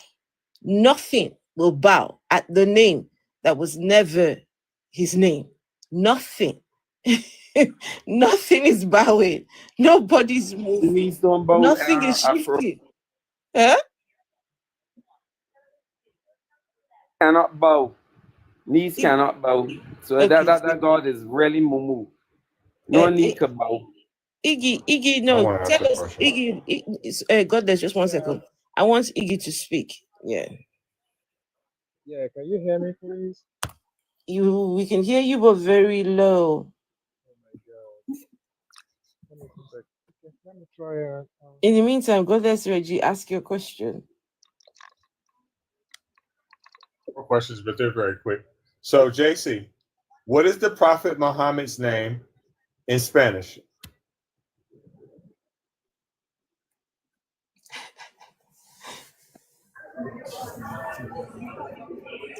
I don't know if he's got a name in Spanish. I'm not. It's Muhammad. It's Muhammad. Okay. What's the Prophet Muhammad's name in French? That's why I said I don't know. I don't know. I only name as Muhammad. It's Muhammad. It's Muhammad. It's Muhammad, bro. What's the Prophet Muhammad's name in Portuguese? I don't know. Muhammad. What is the Prophet Muhammad's name in Arabic? I don't know. Muhammad. Some people call him Muhammad. Some people call him Muhammad. In my Yoruba land, they call him Momodu. So it has different kinds of names too. It depends on the languages. That's not true. That's not true. Reggie, let me tell you what he's doing. Let me tell you what he's doing. You're trying to play sneaky game. Iggy, no. You're trying to play sneaky game. No, the game you're playing now. No, he is right. So, Lilliput, He is right. Yeah. Some Yoruba people call him We call him Momodu. Momodu. Right? Now, I've Momodu. heard of, okay, but go on. But Momodu and Mohammed, right? You see the Yeah. similarities, yeah? But now, when the people who call him Momodu, when they go over to what you call it, when they go to Mecca, when they go to Mecca, when they are speaking to someone from Mecca, and they say to that person, Momodu, will that person understand that they're talking about their prophet? Of course, he might understand, but it depends on that. Yeah, he might, because when you get to Mecca, based on my friend who've been to Mecca before, that's when you get to realize that there are levels to this thing. So when you get to Mecca, then you realize that what you are calling Momodu is different from the people, the original people that own that religion. They say something completely different. Yeah. Iggy though, you know that all Muslims, but you know that they have to study the Quran in Arabic. They have to learn Arabic, and that's the reason why. Because his name is the same in every language. When you translate names, the first rule is you don't. When you translate languages, the very first rule is you don't translate their names, and that's the reason why Muslims do that. Yeah, they do that, but if they ask me what my reaction will be on that, I would say it's not fair enough. Because if we call this person a universal God, I believe he should understand every language. Everybody should be given the right to express himself regardless of the language. I don't need to learn a particular language before I can serve my God. But that's true. I agree with you, right? I don't think that, if the God is all powerful, all knowing, he should know exactly what you're saying. But that still does not negate what I said. His name is his name. You can't just one day just wake up like, I don't feel like saying Muhammad. His name is Momo. No, that's not how it works. My name is Reggie in every fucking language. I believe. And do you know something? I think the thing a lot of people fail to realize is when we're having this debate about language, right? The same religion's God is the same one that confused people's languages. If you remember that story, right? The people that were climbing all the way to building to go and meet their God. And the God says, no, we can't have this, right? So that God changed the language of the people. But then, same God will come along. Let me mute you. Microphone. Okay, the same God would need a book that he wants everyone to have.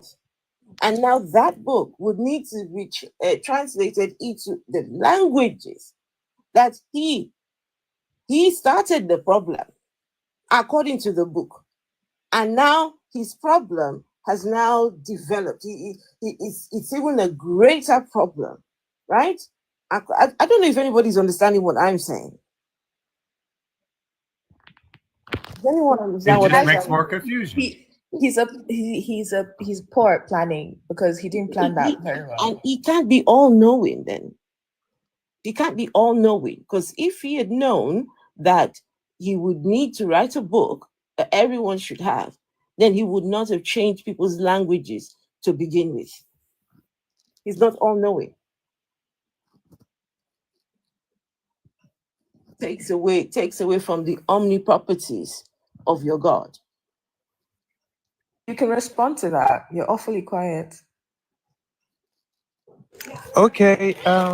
On that, I wouldn't say it's not all knowing. I believe he's just trying to ensure varieties. And personally, to me, if the whole world has been speaking one language, I wouldn't have been happy. I doubt if life would be this interesting. Like if I leave here tonight, I head to Spain and they speak in English, or leave Spain, I go to Paris and they speak in English, I wouldn't have enjoyed life. The fact that we have several languages is what makes life more interesting. Is ICGCs. Because 1 second, okay, you said it must be to add spice, or however you said it. Yeah, it makes things more interesting. So where is that in the Bible? because the only one Afros refer to the only explanation to why there's so many languages according to the book. It's because the Tower of Babel. The right? God was insecure, Lilliput. He was insecure about humans building all the way to heaven, right? They were building to fortify themselves and also to go and see their God. They're thinking that if we keep building up and up and up, we will go and see him up there. And God said, no, if these people together can do all of this, if we allow them, right, who knows what they will do. So better to confuse their language, right, so that they don't work together. You see, God's intention was not to have variety. That was not his intention. That's why he's God. He just has to show his superiority to humans. He has given humans, everybody has free will. So far you are in this world, you are free to do whatever you want to do. Is that in the Bible? So no, can I tell you? To say that they had free will? Yeah. To say that they had free will? Of course, yes. I don't know how you can say they've had free will when these people were using their free will to build. They were building all the way to heaven, and God confused their language. He took away their free will. He took it away. For those of us who have kids, we have given our kids free will to do whatever they want to do. But if we notice they want to do something at our own detriment, we are free to correct that child from carrying out that thing. That's why the free will that we've given him. So they didn't have free will yourself. That's not free will then. Is that not so? Please Google it. What's free will? Google it. Humans were given free will to do whatever they want to do. And you notice the transitioning from physical to the spiritual realm, trying to build up to the heavens. And he just had to show himself that it was still God. So I found nothing wrong in that. It's just to show your superiority to human that you created yourself. My goodness. So this God wants free will. The God wants to show people that yes, I gave you the free will, but I can take it away whenever I want. And that is why we call him God, supreme being. Still claim that humans have free will. I don't understand. How can you be? We're telling you about when God took away people's free will and still be insisting that these people had free will. He clearly took their free will away from them, not just them. There are many stories in the Bible where God took away the free will of the people. For example, you guys' favorite man, Paul, Apostle Paul. He was on his way to he was on the road to Damascus, where he was going to go and do things to the children of the believers. Yeah. He was exercising his free will. Yeah. And all of a sudden, a light came and blinded his eyes. Very aggressive, even.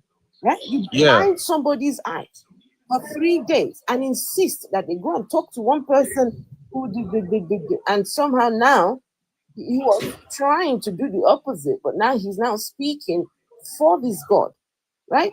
So this is God just exercising authority over this person. So you cannot say then that Paul had free will. No. I like what you use the word authority. Anytime I debate theism versus atheism, I love relating it to what happens around me. The president of Nigeria, one of his greatest critics was Rene Omokri. But when he realized this guy could actually deliver for him, he had to show him. He used his supremacy to convince Rene Omokri. And today, Rene Omokri is everything the president. That's God was for you. so silly because So I'm saying to like a president that's fallible. God saw Paul as a tool. He was learned. He had more exposure than his disciples that he trained, and he felt, okay, Paul might be very, very instrumental to the growth of my ministry. Wow. So he left the apostles and called on Paul, just because Paul has the talent, exposure, education, and all. So the supremacy of God is there. He left the apostles that gave up everything for him. It depends. Humans are not. We are not created equally. Let me speak. So he gave the apostles that gave up everything for him, including their lives. Some of them. Some of them gave their lives to this God. The God says, sod it. I don't give a shit whether you gave everything up for me. I'm going to go to my enemy number one, right? He would be now my spokesman. He would now be the one who's speaking on behalf of me. Can you not see the insensitivity in that? Can you not see the insensitivity in what you're saying? That is the supremacy of God. It is because that is the supremacy of God. That is why I believe God exists. We don't believe in the supremacy of your God. Because we can't really control our lives. We sleep, we have dreams. When we sleep, we don't know what happens. Listen, so I do control my life. You don't believe that the we God don't exists. control our life when we sleep. We don't control Please, it. Can I get my point across, please? We do not believe that the God exists. So we cannot then claim that he's supreme. You can't claim he's supreme if we don't believe that he exists. First, he will have to exist. Then we start proving his supremacy. So being supreme is basically an excuse for the God to just be a nasty so-and-so. He can do whatever the fuck he wants because he's God. What the people who taught him did to him. They did whatever the fuck they wanted to do because they was powerful and they had the supremacy enough to do it. And it's still working a couple hundred years later through people like him who are still mentally in slavery and colonization. It's crazy. So whenever we just want to say, oh, the reason why God did this is because he's supreme, right? Just basically just giving excuse for God's bad behavior.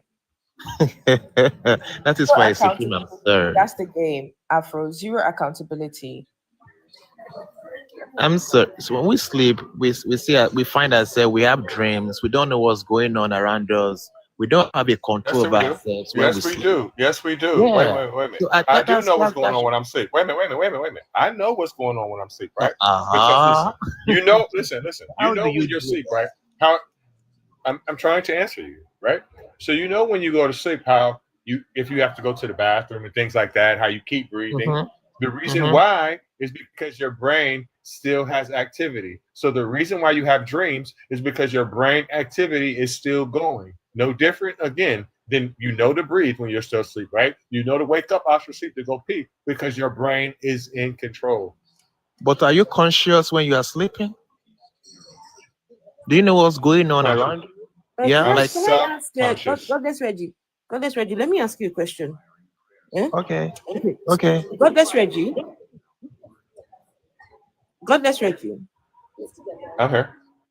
Every time you've had a dream, have you ever dreamt about being in Ogbomosho? And where? Ogbomosho. Because I don't know what that is. Right. I don't know. So you've never dreamt of being in Ogbomosho? I don't know what that is. Okay. Do you think you can ever dream to be in Ogbomosho? And I also think that the highest possibility for me to have that dream ever in my 43 years would be today. And the reason why is because it's on my mind. Now I've told you about it, yes?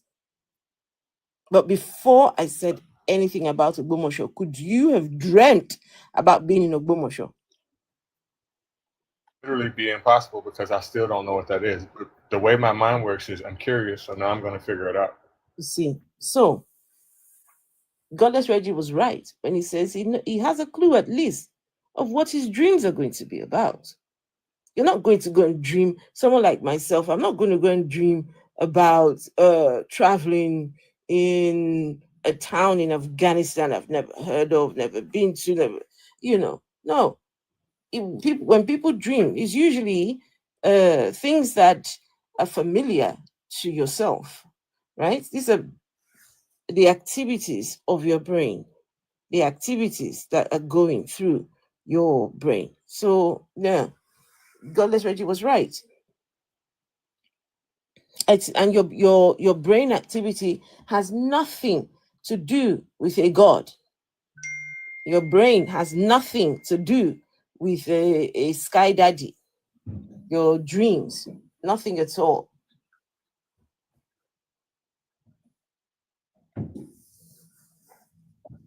Even though I'm not the smartest person, I did go to college. I did not graduate, right? But one of the classes that made me start thinking a lot differently was critical thinking. And I also, with this same topic that we're talking about right now, anybody that's a believer, I just want you, especially the last person that said something to me like, you're not in control of yourself when you're asleep.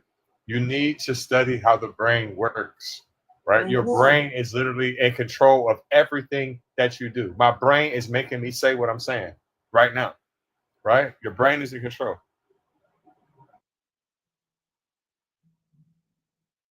And when someone comes along and says, my daddy said, God is telling me this, God, someone is speaking to me, the chances are there's a malfunction in the brain. If someone starts telling you they are hearing voices, they are hearing someone telling me, I telephoned heaven. I'm speaking to heaven right now. I had tea with daddy. I drank tea with God. There is scoring is growing inside their brain. Better tell them to go and see a psychologist or to see someone that can diagnose the problem. God said we should get comb and comb our hair forward, forward and forward. And then God said we should comb it backwards and backwards. See mental disturbance in this man's head. And now he's got the whole people following after the mental disturbance in his brain. Someone, JC in the comments said, Reggie, how come you set an alarm to wake up in the morning? This is you assuming first that everyone in the world has to wake up with an alarm. It doesn't make sense. I don't get the logic of this. I don't see where he's setting an alarm. Reggie, is it every morning you set an alarm? Some people I use my alarm is when I have something specific to do. But to his point, he's acting like that alarm is really going to naturally wake you up. Like, I'm going to wake up one way or the other. You can't sleep all fucking day unless you're on something. Not that. Even there comes a time when you set the alarm. Some mornings you just find yourself getting up at exactly the same time that you set the alarm for, but the alarm didn't go off. Your body starts to form habits, right? Your body starts to get into these patterns. And so you don't, my mom, for years, I would watch that woman, 5 a.m., she's awake. Even when she doesn't need to do anything or go anywhere, 5 a.m., because that was the time she used to get up. Without an alarm, she would be up by 5. I wake up naturally. My I'm body sleepy does right that. now. I will set the alarm and I still obey within the 6 hours. If I set it for 7 hours, I still obey it within 6 hours, which my body is accustomed to getting up in 6 hours. Then you can't get back to sleep. So, yeah, Yeah, thanks, Phil. Sorry, I was just gonna quickly mention there's such a thing as a circadian rhythm. Maybe go read up on that because that's also something. What rhythm? A circadian rhythm. How do you spell that? 1 second, I'm putting it in the comments now. C, it begins with C. CNIDIAN.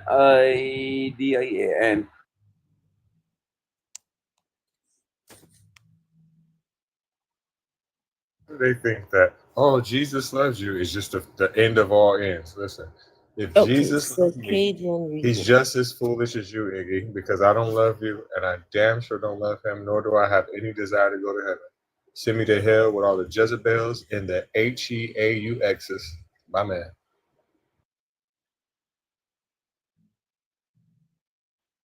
Just take me to the place where, yes, I will be with you over there, Reggie. Yes, let's go look at all the fine, gorgeous women over there. Sign me up. I don't want to go to the place where there's 72 virgins No. Because they will turn me into one of the wives of the people. So no, don't want to go to that one. Why not go to Christian heaven with 144,000 No virgin thanks, boys? not interested. Afro? I'm not going Christian heaven. No. Virgin, all those are virgin boys. Those are God's virgin boys. So godless, I was gonna ask a question, right? God You only said God, excuse me, JC. Sorry. God only wants the virgin boys with him, right? So I don't want God's virgins. No thanks.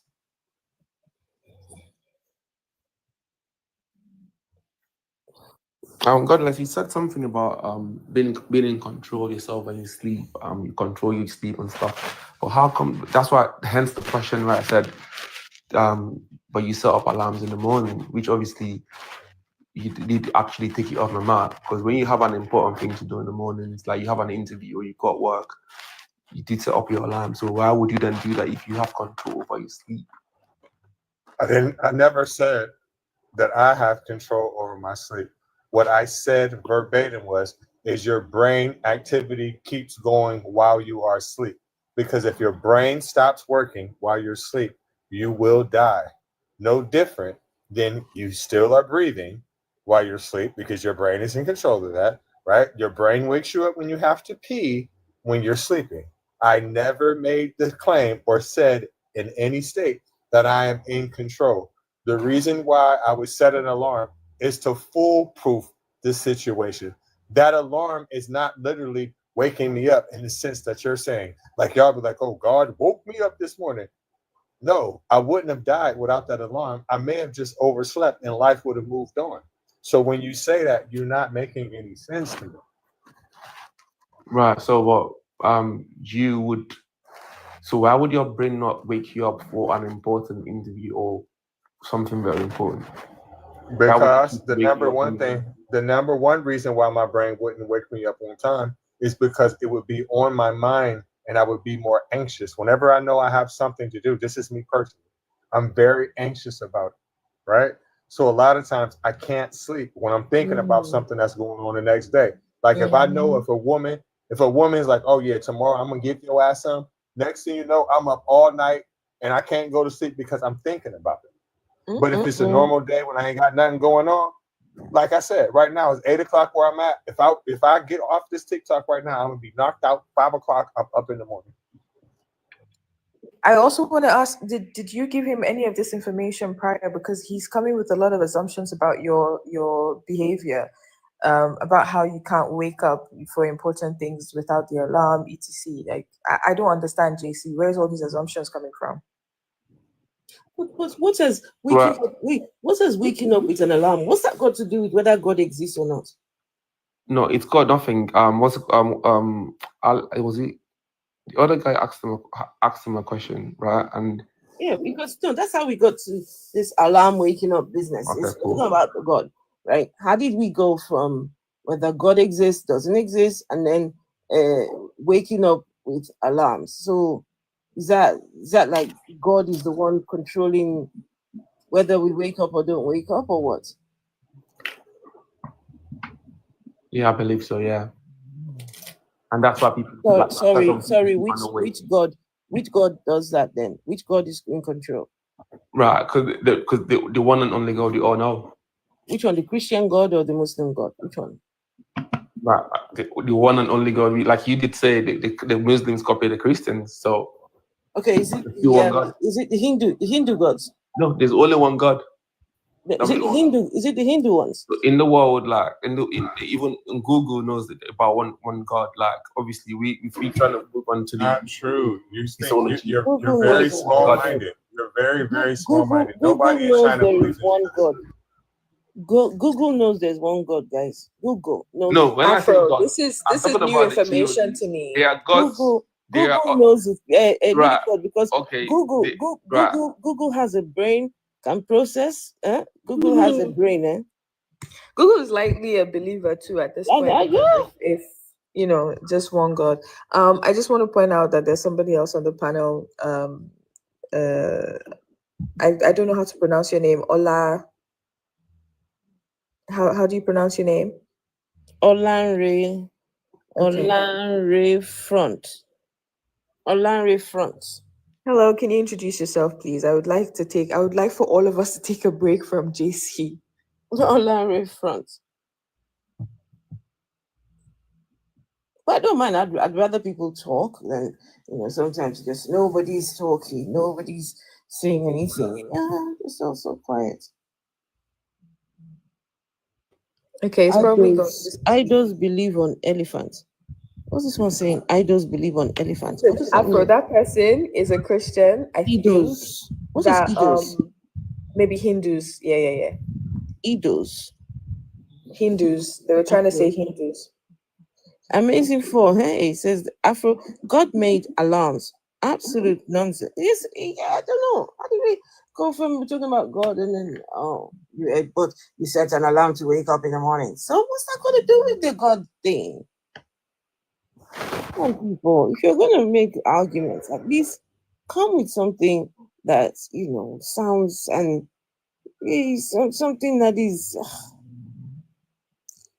Since He said, "Oh, God ain't real. That's why you got in the car and made sure you got to work on time. Because if you would have walked, you're not making sense."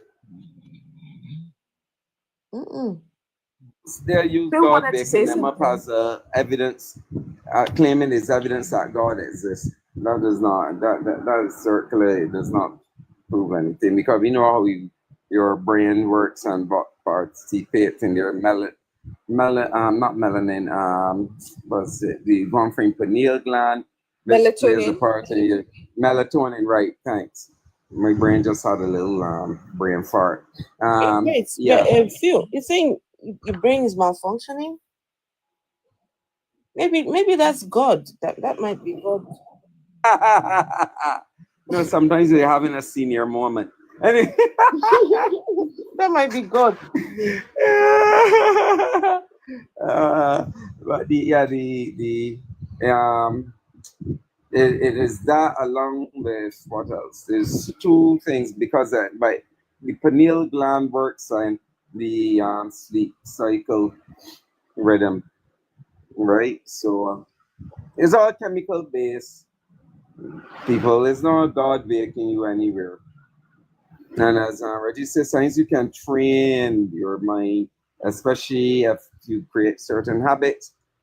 Sometimes, as I said, I might set the alarm, but I will get up on time. But if I set the alarm over what I normally will be getting up at the number of hours, I end up still getting up then within 6 hours. It's just because the body, the brain has been conditioned. Yeah, but okay, let's imagine, right? Just think about this. Believers wake up, alarm or no alarm. Non-believers wake up, alarm or no alarm. So how does this God thing work? If believers are waking up, non-believers are waking up. If you're trying to claim that God is the one making us wake up, so God just wakes everybody up. It just wakes everybody up. You believe, you don't believe. Guys, it's time to wake up. JC, I want you to think again and come back to us with something else, something tangible. What is the proof for this God? And then somebody in the comments is asking Afro, what is the actual topic? But yeah, whoever would like to. We've gone away from the topic, Jerry. We were talking about Jerry Eze. My goodness, wow. We're talking about Jerry Eze being awarded a what is this thing called? He's been awarded the state of Georgia awarded him with an honorary citizenship. But yeah. Citizenship. Sorry, it's not. Oh, I didn't even know what. Yeah, it's a honorary citizenship for just recognizing recognizing who he is and all these things. But some people were thinking that he's been given American citizenship. that he was given American. And even if, right, we know it's not American citizenship. It's just Georgia recognizing him and all these things. So what was the criteria for giving this award? What was the criteria? We want to know. We want to see it. What was the monetary criteria? kickbacks? Because we want to know what Jerry has done to deserve that award. The state of Georgia, you mean the whole state, Georgia? They all do mountain on fire, mountain on fire. What God cannot do does not exist. They recognize that. Well, like I said, in Atlanta, right? In the surrounding area, the Atlanta metropolitan area, there's a huge Black population. And I'm not just saying Black African Americans. There's Black people from everywhere, right? So it has a lot to do with politics. So the first place they go whenever they're trying to get like something done in the community is a church, and they start asking for votes. Matter of fact, our voting polls are in churches, right? So there is a Nigerian demographic in that area, right? So they need a preacher that they want to hear, because Nigerians want to hear Nigerians talk, right? So all of them see him on TV, right, or YouTube. So of course, a Nigerian state representative for a particular area in Atlanta, right, is going to bring the biggest entertainer to sway the votes his way. And also, there's a lot of tax-free money. Politicians in the United States, they get all their money from donations. It doesn't even matter if it's from criminals. Criminals are literally allowed to give politicians money. And that's why things like that happen. Yeah, but this one shouts online. He's online shouting. What is the impact of that shouting that he does online, to the extent that the state of Georgia looks at his online screaming antics and say, here, take an award for that? What exactly is it? What has Jerry done to deserve that award? But it's kind of an exaggeration when they say the state, right? Because again, it's a state representative that gave him that award, right? Your state representative, what he is, he's a local person that lives in your neighborhood, in your community, that has the voice for you at your state capital, right? So this guy that moved over there, that got voted in by his community of Nigerians, is the state representative for that particular district. So of course, they're going to bring Jerry in. But the thing I want people to understand, he's like a drop of sand in the ocean when it comes to Georgia. Nobody except for Nigerians know who he is. And again, we're talking about over 1 million Black people and basically one. People were saying, "Oh, you're jealous. That's why. Oh, you're this that." The same award, Pasuma got the same award about 7-8 years ago. Paso Baba, Pasuma, the same thing that Jerry is getting. A Yoruba musician 7-8 years ago got the exact same thing. So I don't know what's the hype. What's the hype of this whole award thing? Nothing. It's just something to brag about. It's just something like, oh well, because it's the equivalent to a key to the city, right? So it's just something to brag about. He probably could put it up on his wall, but he's not a United States citizen, and no way. He could become one, but he's going to pay. The person that's saying that's racist, always rubbish, it's impossible for me to say anything racist against him. And the reason why is because we're the same race. We're a different nationality, but we're the same race. So that doesn't make any sense. I just want to say racist. Come on now. I don't even know what racism is at this point. With Olanre, I don't think Olanre is there. Gabriel. I don't think that person is there. Is Gabriel there?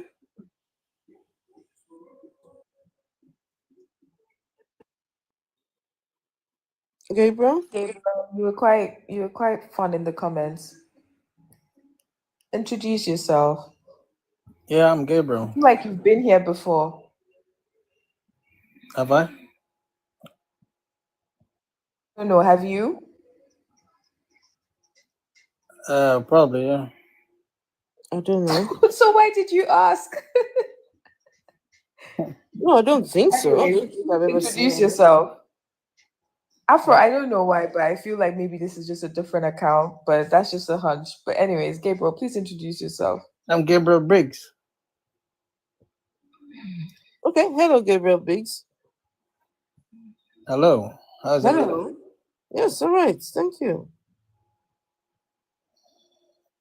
Interesting topic. Right, thank you. So you got something to add to the topic then? Yeah, I'm just reading up about this Jerry Eze stuff. Mm-hmm. It's just a certificate that's given to him by some Christian association. It's not a citizenship. They said the state can't give citizenship, only federal government.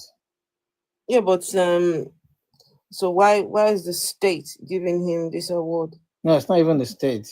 It's like I said, the Christian association. It's like recognition for. No. Please listen. Hold on. I'm gonna play it. Give me a second.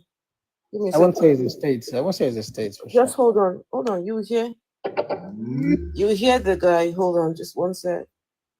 You hear what he had to say, the one who was giving him the award.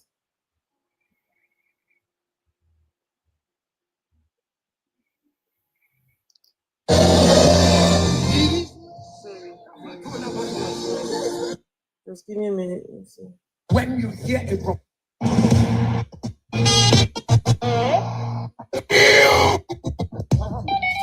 I am turning out. Sorry, let me get People who are here for to stop you from being at the altar, let us fortify with and the Most High God. No matter where you came from, you will return back safely. You will return back safely. Nothing missing and nothing broke. Okay, wait a minute.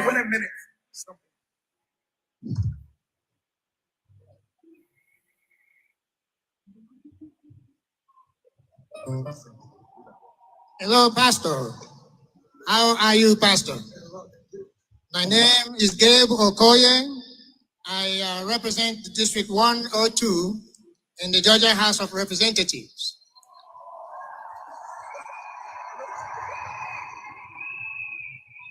I am here on behalf of the state of Georgia to welcome you to Atlanta.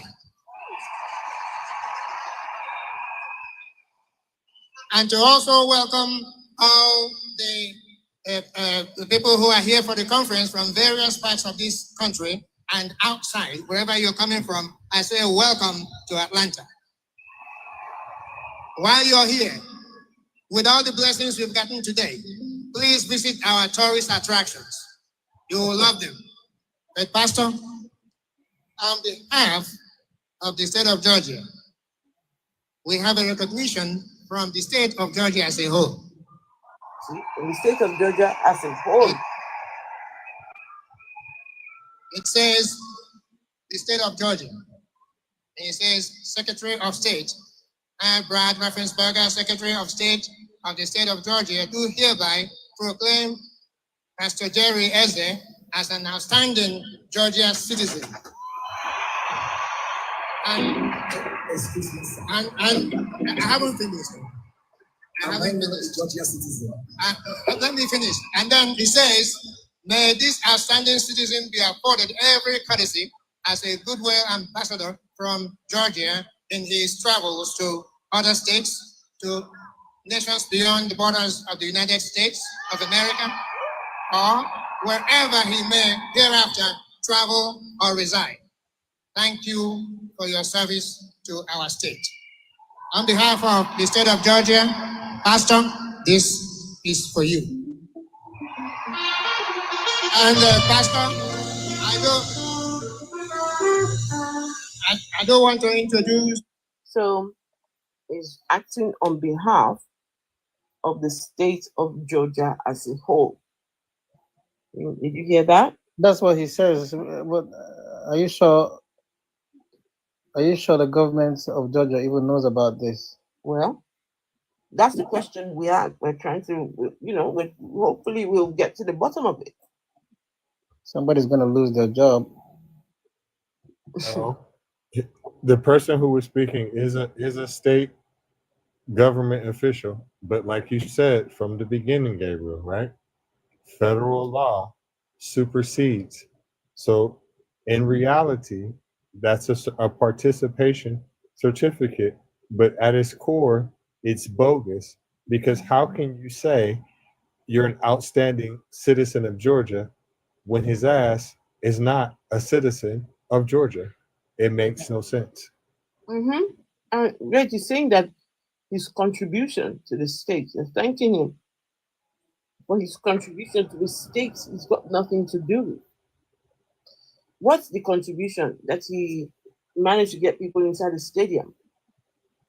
Gennaro, that's the only thing it can be. The only way he could have literally contributed to the betterment of that state is if you gave a political contribution. And I can guarantee he did, because he can't be an outstanding citizen. He lives in Nigeria. He has a residence in the UK, and he's on YouTube begging all mother effing day. So he doesn't even live here. He's not a citizen. And the award was given to him by a fellow Nigerian. Exactly. It's a scam, right? So the Nigerian House of Representative, person, right, in his district with, that has to have a lot of Nigerians, is going to bring a Nigerian preacher to bring money in. It's like a Ponzi scheme. Did you hear him? The man said, "Oh, you guys who's visiting, make sure to visit all our tourist attractions." Selling markets, he's selling his oh God. Yeah, I don't blame him. You should. If you're going down to Atlanta and you ain't never been down there before, I don't care who you is. I suggest that you see all the tourist attractions that you can. Another suggestion that I give you is you might as well just leave your doors unlocked in your car, wherever you park. Sorry? If you got something in your car and they want it, or if they go to open your doors and your doors is locked, they will bust your window. They don't care. In Atlanta. Oh wow. Okay. I've got a theory about life anyway. I'm sorry? I've got my own theory about life. Your theory about life. Yeah. Okay. What's your theory about life? And hello, everlasting God. Everlasting God stopper. Ooh. We are listening. Okay. I think we're debating the existence of God and Satan. So the Bible talks about Satan as much as it also talks about God. No. No? No. No. There's hardly any information about Satan. Okay, if we're to say Satan was formerly known as Lucifer. No. Satan was not Lucifer. No, that's not true. Okay. Okay, Satan, where can you point to a place where Satan metamorphosed into Lucifer metamorphosed into Satan? Is there anywhere you can point to? No, not really. I can't do that now, but I've just got my own theory about all this. All right, go on. What you talking about? And after this, I'll take up this theory and see if I can, establish it into my own type of religion. Oh.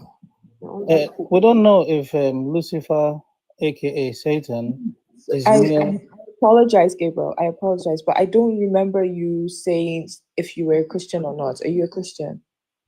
No, I'm not. Okay, but are you a believer in anything now? No. The man is trying to create his own religion. Ah, okay. So that's what I was trying to clear up. Okay, go on. Yeah, so the Bible doesn't make it clear whether Satan, aka the devil, aka Lucifer, Jezebel, and all that stuff, whether it's a Jezebel had joined this one. We're still trying to find how Satan became Lucifer. Lucifer became.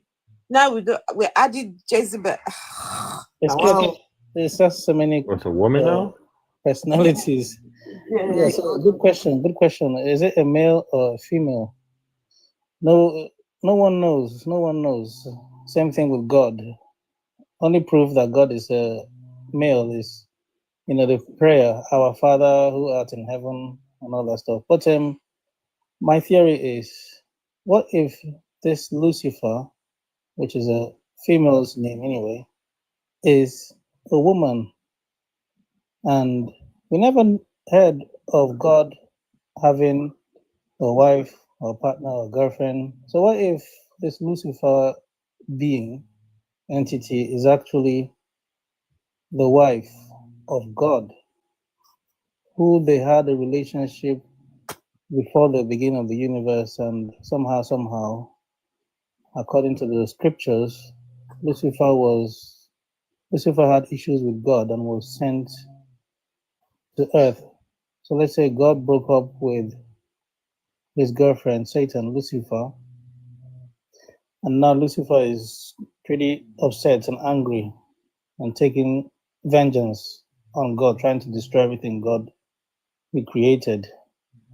And who knows what will happen in the end, whether both will reconcile or not. But let's say the whole story of humanity is a love story gone bad between God and his girlfriend.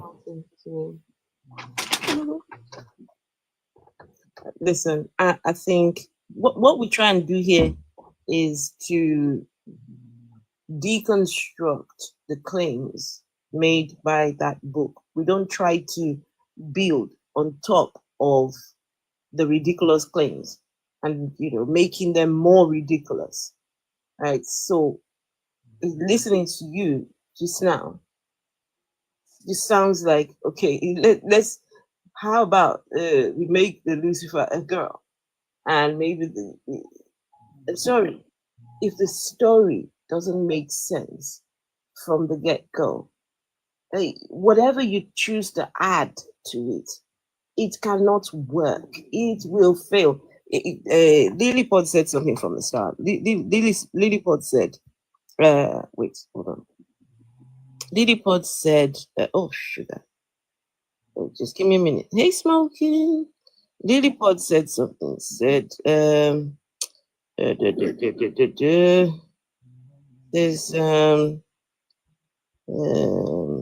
I need to see. Aha. So your theory is founded on lies.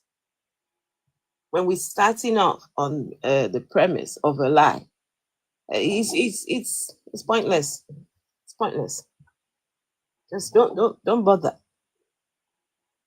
Because we will poke holes in the story. How do you know Lucifer is a girl? It might sound like a girl's name, but okay. How do you know? Okay, does Lucifer even exist? Right? How about that? So it's I don't know. I'm sorry. I'm not buying your theory. Well, in Mormonism, they believe that Lucifer and Jesus were brothers. So sorry, who? Wait, God is ready? Who are your brothers? in Mormonism, they believe that Jesus and Lucifer were brothers. I mean, yeah, I can agree with that. If God created Jesus and created Satan and Lucifer, then they are brothers, indeed. Indeed. Those are brothers. See, have you got any comments? Because we're going into the Bible now. So I'm sleeping.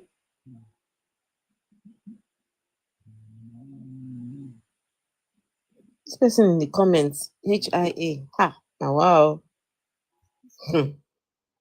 He said, I believe on nature, the Oku, but Joshua also loved his neighbor. I loved it.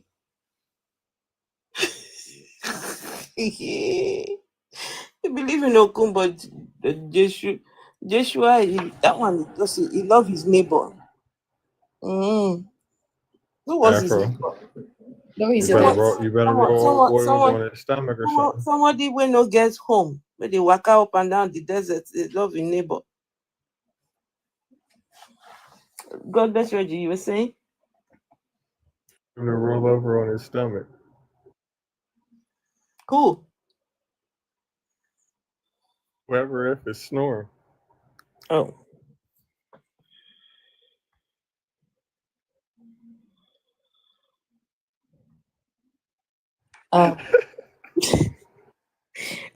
Yeah. I was just gonna point out as well that the Jesus loving person in the comments has a deep hatred for the other guy that's founded from the same religion, the Muhammad guy. So it's hilarious because both of them originate from the same thing, but you seem to hate one and you like one. Okay. So, guys, there's something here. I don't know what it is. It says something about playbook. Hold on. Let me see. What is this? It said use. Make me laugh. Ready for some laughter. Let's see. Set layout to fixed panel. Oh. Oh, goodness. Okay. Oh, I don't think so. Wait, what's this one? Oh, it's just some new features. Goddess Reggie, have you seen this? Something about playbook. What's this fun kit? Live show. No, I don't explore. When I come, I stay, whatever the buttons I use, just use those ones, and I don't even start messing about with all these things. Goddess Reggie, have you ever done a battle on this TikTok before? I've seen some, but not personally. I've never done a battle. Some people just come on TikTok and that's all they do. They just battle. You want to do, what do you call it? You want to do a battle? I'm like, what? No, I'm not here for that. I'm not. I used to get a lot of offers for it, and it always would be like religious names. It would be like a cross and shit like that. Matter of fact, I just told a lie. I did do it one time. I did it one time, and dude kept on trying to interrupt me and wouldn't answer me. So I was going off until he rang. Mm-hmm. Anyway, people, I'm going to love and leave you all. It's past 2 a.m. here. And yeah, time to get to bed. And I can see Lilliput inviting the Christians to come up. We'll be back again tomorrow. Yeah. And yeah, I'm gonna say goodbye to everyone. All right, everybody. Good night. Good night, everyone, and thanks for being here.